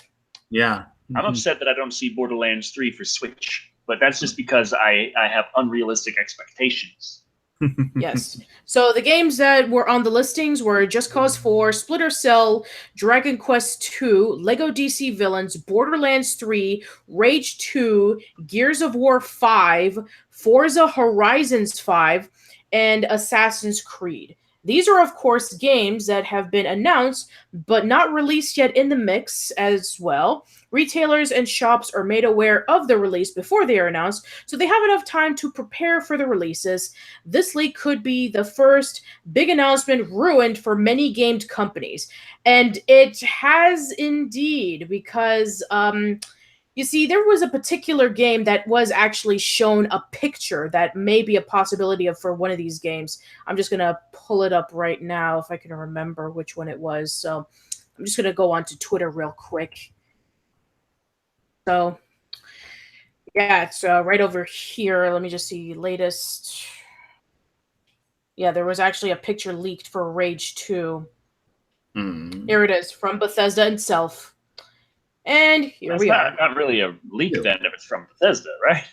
Yeah, well, remember that this article that I pulled up from the Walmart Canada, that was like a week ago. This was posted a few hours ago. Okay, all right.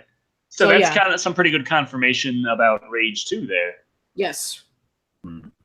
So we can assume that most likely a lot of the stuff that Walmart Canada had posted, well, maybe most of them are right. Griffin Pilgrim saying he didn't think Rage got enough buzz for a sequel. Yeah. Right. But yeah, I remember Rage was well. I just remember when Rage came out, everyone was talking about the engine and how like every time you turned where you would look on consoles, especially, it would just be a blurry mess, and it would take a few seconds for the textures to load in, and then the bump mapping, and then the higher quality textures, and it's like if you stopped and stared at something for a while, it would eventually look really good, but usually you weren't running around and moving, you were running through Jello. Mm-hmm. Leading Blind is saying, I am ashamed at Patricia and Decker for not having seen Pet Sematary. If you know about my channel, I really don't do horror movies, so Kevin is the one who does the horror stuff for Old School Lane, so I have a really strong feeling he has seen Pet Sematary, so I'm sorry, I'm not the person in charge of the horror movie department. Strange, I haven't seen very much Stephen King in general. That's okay. I gotta fix that. I'm sure you will.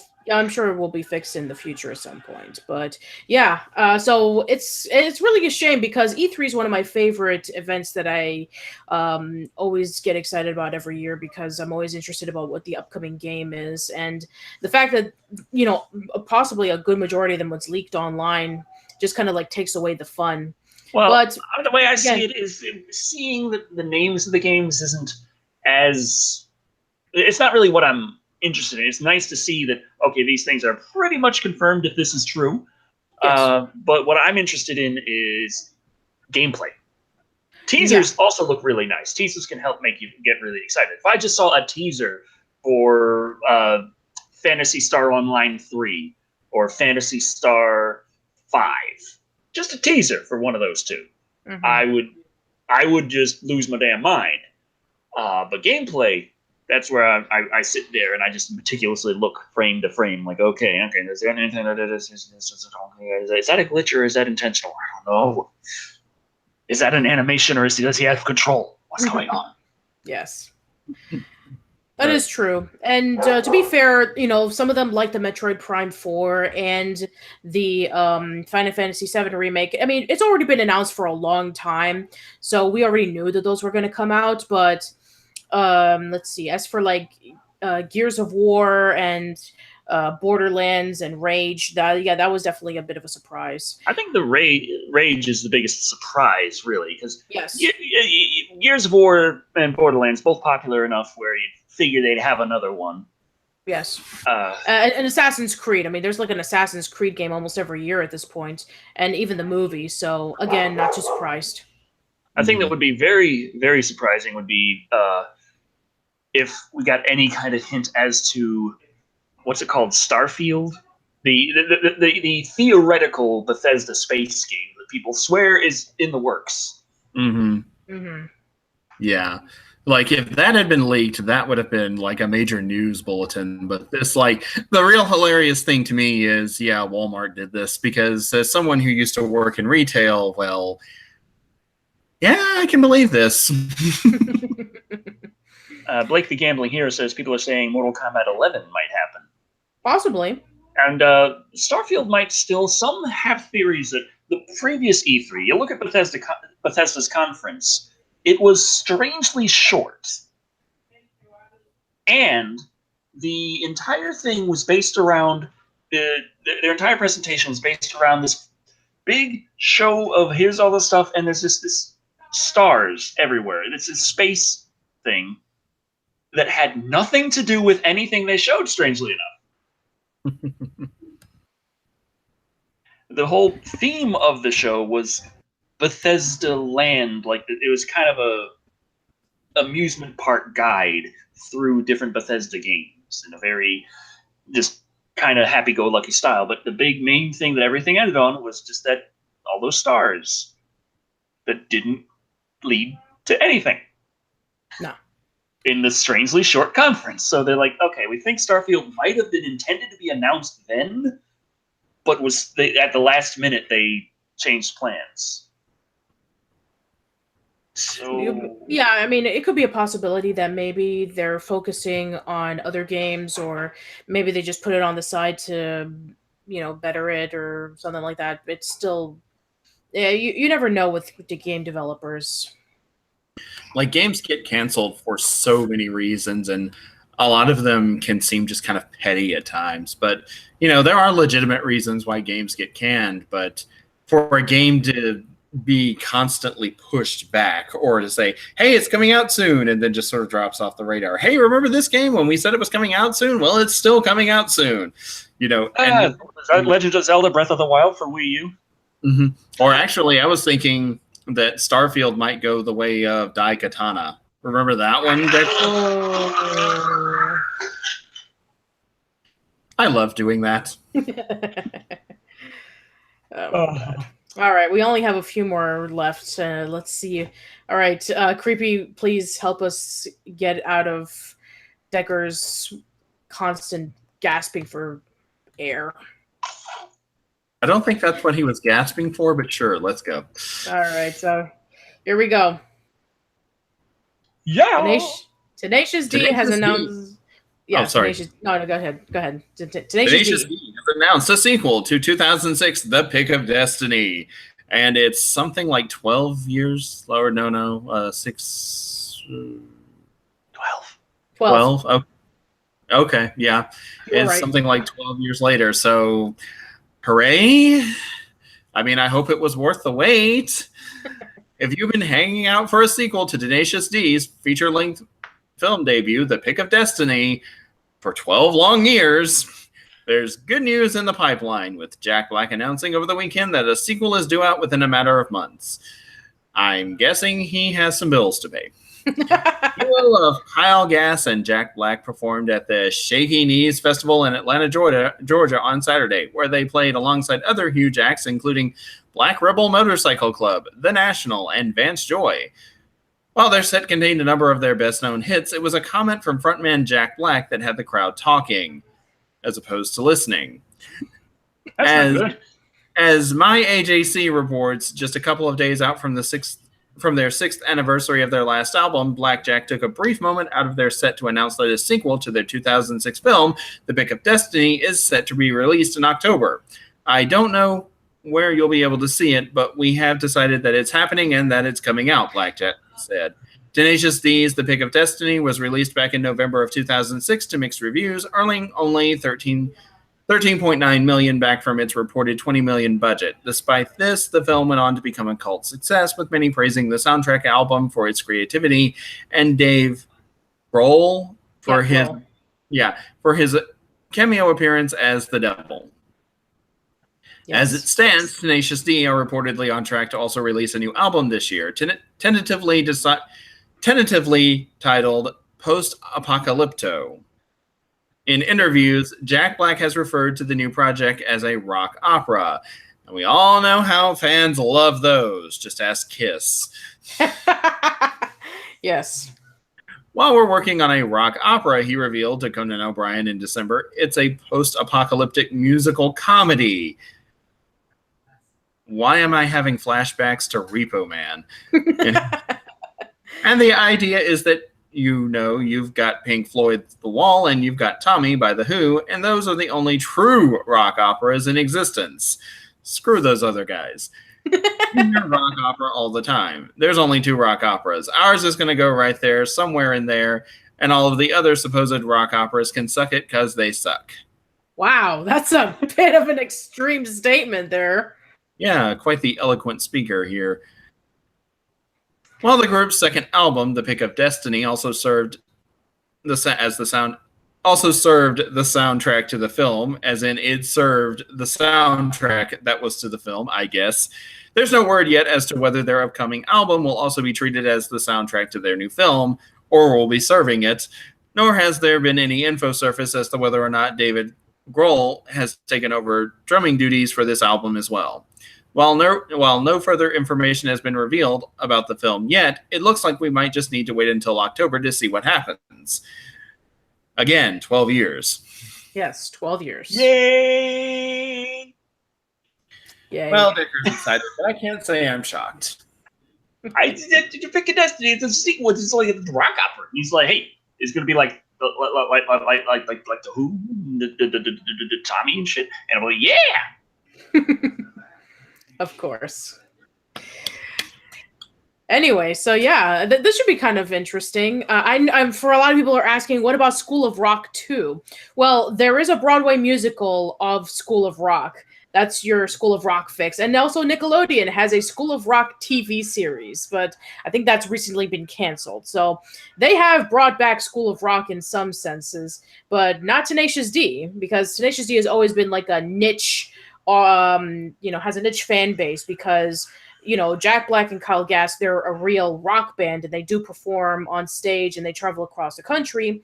And they did attempt to do a movie, but it didn't do very well. But a lot of people do like it because of the soundtrack. He activated lasers with his dick.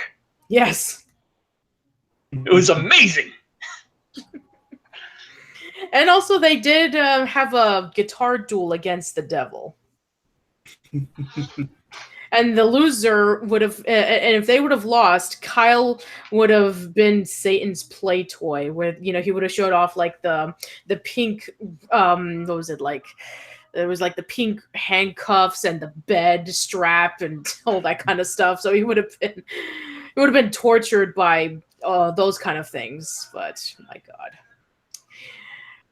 God. But yeah, I'm actually curious about how they're gonna do this because the first movie was a bomb, but it did get a cult following, and now you're coming back to it 12 years later. I mean, what more can you top off of this?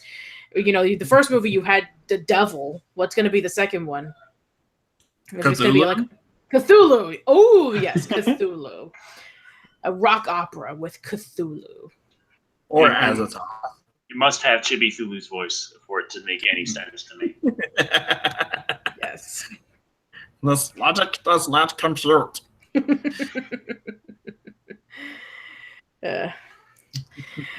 Somebody actually just wrote down, we need to talk about a remake of Shop of Horrors, and one of them was saying like, no! Even though that technically the musical of Little Shop of Horrors was the remake, but Yeah, yes. the original movie was Roger Corman, if I'm not mistaken. Yes, it was Roger Corman, and you had Jack Nicholson in the movie. We also got Griffin Pilgrim saying, pretty sure Jack Black just pleases himself at this point. And Kat Luniska, Black Jack was in Brutal Legend too, and it's also a cult experience. Yes, it is. A game that was done by Tim Schafer from Psychonauts fame, and that was his. It was sort of a car driving racing platform adventure simulation beat 'em up real time strategy music game. Yes, and it featured various cameos from heavy metal legends. Ozzy Osbourne was Ozzy Osbourne was in the game, and a few others as well. So yeah, Lemmy Kilmister. I think so too. Yeah, I think Lenny was in there too. So yes, Douglas Pinson says Nacho Libre 2, please. I don't think so. I don't think a Nacho Libre 2 would happen. Unless, of course, if they did actually follow the real life of Frey Tormenta, which in the movie, they don't. Not even close. But I don't even know. I mean, I think at this point, Jared Hess, the one who was responsible for directing Napoleon Dynamite, as was, Nacho Libre, maybe he'll be back if he's interested, but I don't think so. But yeah, we have another little leak. Oh, yes, we have another little leak. We're just having a lot of video game leaks going on lately. So this time it's for the Nintendo fans, which I know some of you are not happy with. But yes, Decker, it's your turn. Decker, why don't you read this one?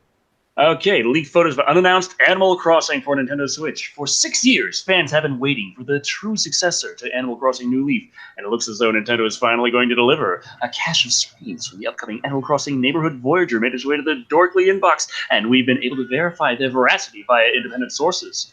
Knowing Nintendo, we're probably going to get the old cease and desist for these pretty quick here, so you can take a gander while you can. E3 2018 has never been so far away. And here you have something on April 29th, Sunday. Mm-hmm. Can I tell you a secret? Anyone can use Photoshop. Where did you think this leak came from? Someone's uncle? No. As usual, it's someone with too much time on their hands. It's funny how much more convincing something looks when it's in a dark, blurry photo from a knockoff Android. Nice. Nice. And obviously this one's completely crummy fake. off-screen pictures mask even the biggest flaws and inconsistencies for leaked imagery. For example, those Shreks in the windows, scroll up. They were there before. Yes, I can actually see them right now. So yeah, but basically, we get the pictures, so you can see from these. It's a wonderful article. I loved it. This is great. So props to Dorkly for this. See, I'm the kind of guy where it's like when I see leaked pictures and screenshots that are off screen and stuff, especially with the Switch, where it's just off screen, off to the side and blurry.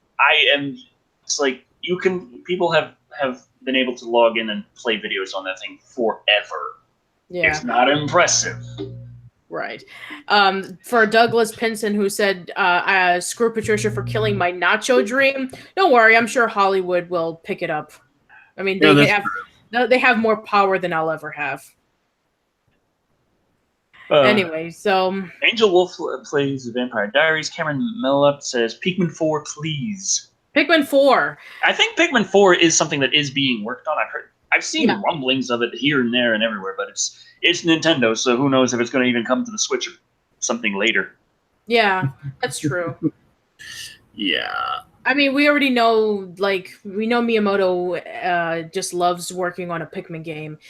He's very meticulous with that. I mean, I know a lot of people that were kind of meh with Pikmin 3 because they said that it got, really complicated by the additional characters. But it did look really pretty, though. Pikmin 3 was a gorgeous game. I got it. I had a Wii U. It's what I did. Yes. So we didn't get that many games, but the games we got were friggin' awesome. Yeah, they looked really pretty. So yeah, I mean, I wouldn't be surprised if Pikmin 4 is next on the list. All right, we got one more article to take a look at. So, let's see. I guess it's my turn now. Go forth. Woohoo! Okay, so let's end this thing off with a movie announcement. So, Live, an action movie starring Aaron Eckhart, set to film in Birmingham. Okay, you might think of him as Harvey Dent, the good guy turned villain in The Dark Knight. Maybe he's embedded in your brain as the loyal co-pilot in Sully, or the notorious spokesman for Big Tobacco in Thank You for Smoking. Actor Aaron Eckhart has made his mark in a variety of movie roles, from the serious to the comedic. He's adding another film for his resume next month with a shoot in Alabama for the live-action movie Live. And let's see, filming for Live hasn't started yet, but it's scheduled for May 15th through June 16th, mostly in downtown Birmingham, according to Buddy Palmer, president of CEO of Create Birmingham, Film Birmingham, and is part of Create Birmingham and serves as the local film office for the greater Birmingham area. As for what the movie is about, I'm just going to scroll down real quick. To take place in Birmingham. Yes, if you didn't get it yet. Okay, so here is what the movie is about.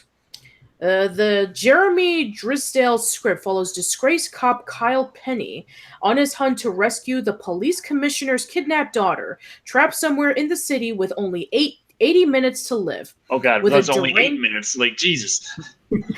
Yeah, we're not doing like Gone in 60 Seconds. It's 80 minutes. Okay. With a deranged killer on his heels, Penny's only hope is teaming up with an ambitious young online reporter who films the wild chase live. Thank goodness it's 80 minutes, because that's like the perfect time for a feature film. Mm-hmm. Okay, Eckhart has been attached to the project since 2015, but Live didn't make it into the fast track. Originally, Darren Prescott and Wade Allen were set to helm the movie for the Solution Entertainment Group. The project has been percolated for several years, but financing and scheduling, as well as the change in directors, kept it on the back burner for a while, said The Hollywood Reporter. Now it's full speed ahead, though, with Eaton, 22, playing the reporter who films the chase, and Mackenzie, 39, cast as a bad guy. Other members include Jessica Measle, Betsy Landon, Nicola Shkreli, and Mason McCulley. So, yes, the movie is going to be set in Birmingham, and the budget should be about $12 million. There'll be plenty of activity on the set with car chases, car crashes, and there were a few pictures on Instagram from Stephen Miller. If these aren't geotagged in Birmingham, I'm going to be upset. Oh, they are. Birmingham. Yes, Birmingham, more Birmingham. Mm-hmm. Another Birmingham. I recognize that alley, actually. Birmingham is like a state over for me. It just feels kind of surreal. Yes. This panda needs to be in the movie. I would be so happy if this panda was in the movie. Yeah. Let's see, got some more stuff. Ooh, that looks nice. Pretty sunset in Birmingham. Yeah. Playing some Topgolf. Okay. Got Jenga. I'm sure there's going to be a major plot in the movie. And that should be it. So yeah, we have a movie called Live coming out, and it takes place in Birmingham. Remember that. Birmingham. Yay! Awesome. It's like, that's the selling point. It's Birmingham, a city you've probably never been to. Well, at least it's better than the third Hellraiser movie where they were like emphasizing New York, but hey, it was filmed in North Carolina. Yeah. Jacob Kennedy is asking, please do the TV movie of my life as a teenage robot, Escape from Cluster Prime. Oh, that would be interesting. In order for Decker to understand Escape from Cluster Prime, he'll have to have seen the show, because he'll need to know what Cluster Prime is, and he'll need to learn more about Vexus, who's the leader of Cluster Prime. I think that by watching this series, I'm sure he'll gain a bit of an understanding for it. I don't understand anything. Yeah, I'm enjoying that your trivia is making his brain hurt, Patricia, because this is just a personal joy for me. Griffin Pilgrim says that they've been to the original Birmingham in England. That's a giant damn moth out there.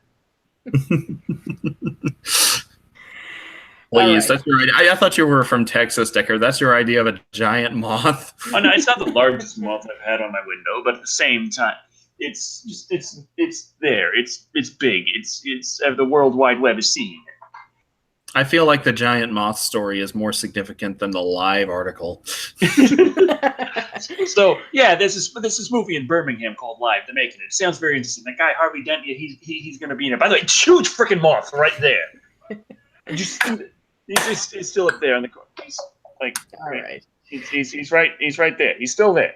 Yes, everybody's saying Mothra. One says Mothman. Decker is being stalked by a moth. Next up, Moth Cam. Moth Cam.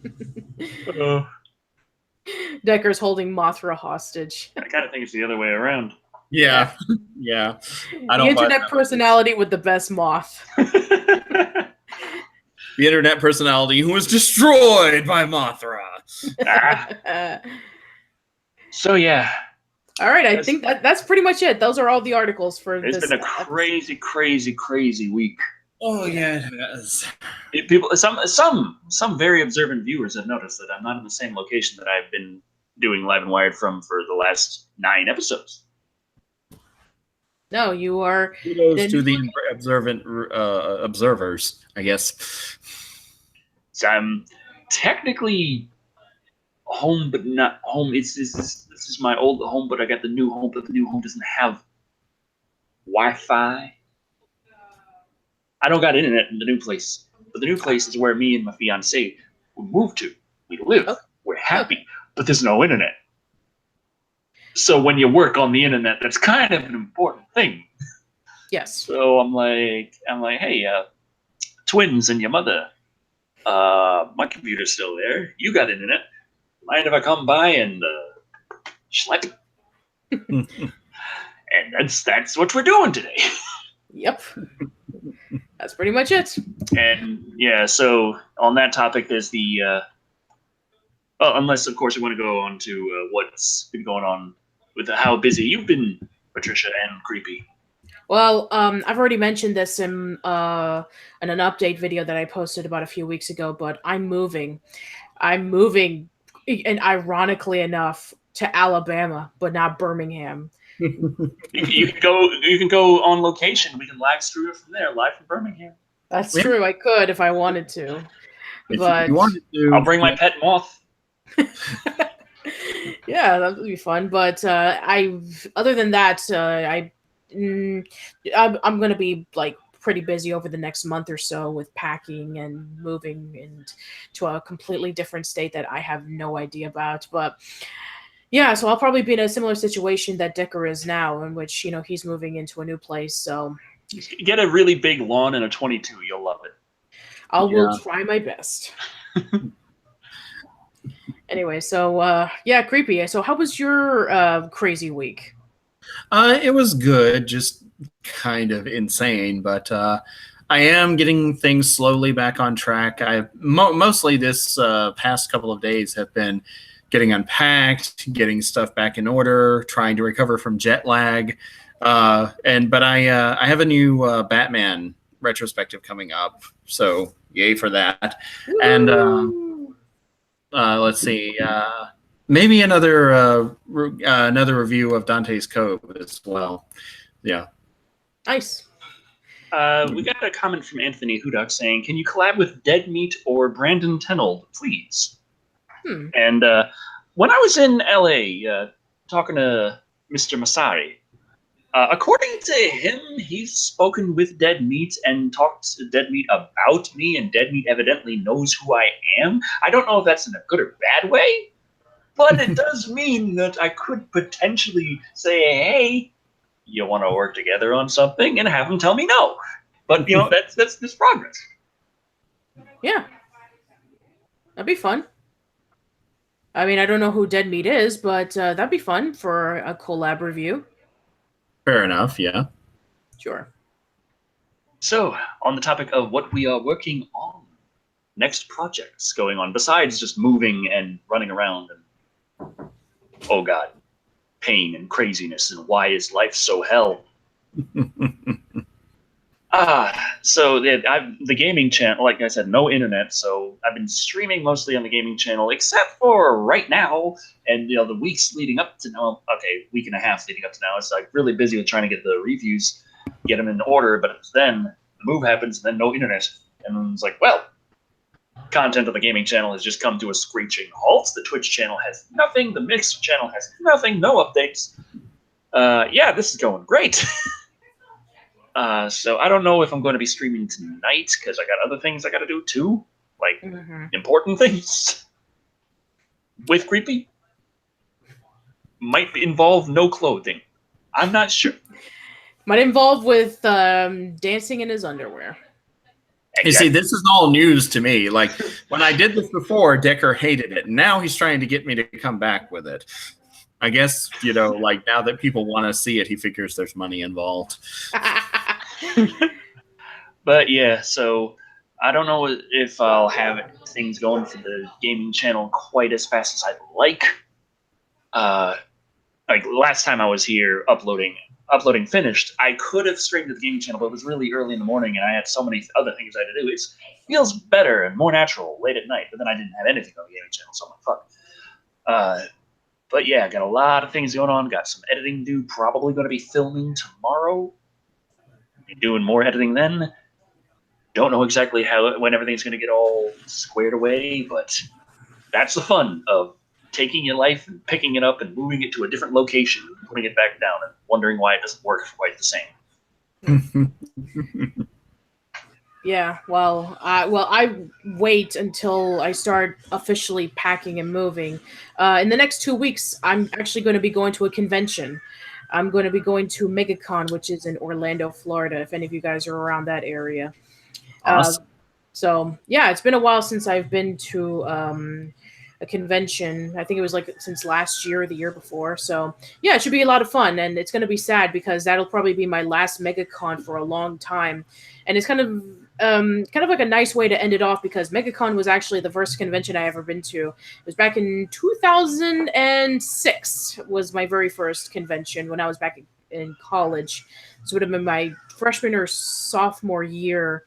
And I've been going there on and off ever since. And so it's kind of crazy that like 12 years later, it'll be my last Florida convention, which is kind of sad. But it's going to be a lot of fun, and I'm looking forward to it. And Creepy? Excellent. Thank you. And Creepy? I think that he already said that he was going to be doing a Batman video, and... Say it again. Okay. Oh. I just wanted to see if I could get Decker to talk in that voice one last time. Do the Evolution 78 is asking, what convention? It's an anime, video game, comic book convention. So a convention. Yes, a convention. Although, to be fair, we have some pretty strange conventions here in where I live. I'm not even joking. We have like a gun convention, which, the South, of course there was going to be one. We actually had one for, there was actually like a little event for garlic and sweet corn. But no, I'm just going to a regular anime, video game, comic book convention. Right. No. Yeah, I've got Batman coming up, another episode review of Dante's Cove, and hopefully things will be getting back on track soon for me and Decker both. So, yes. Because Decker has that... I can already see the beginnings of that crazed, frantic look in Decker's eye, and that's usually when he starts clawing at the walls. Although if he does start doing that and I can convince him to turn on his camera while that happens, it would make for an interesting Patreon post. Yes.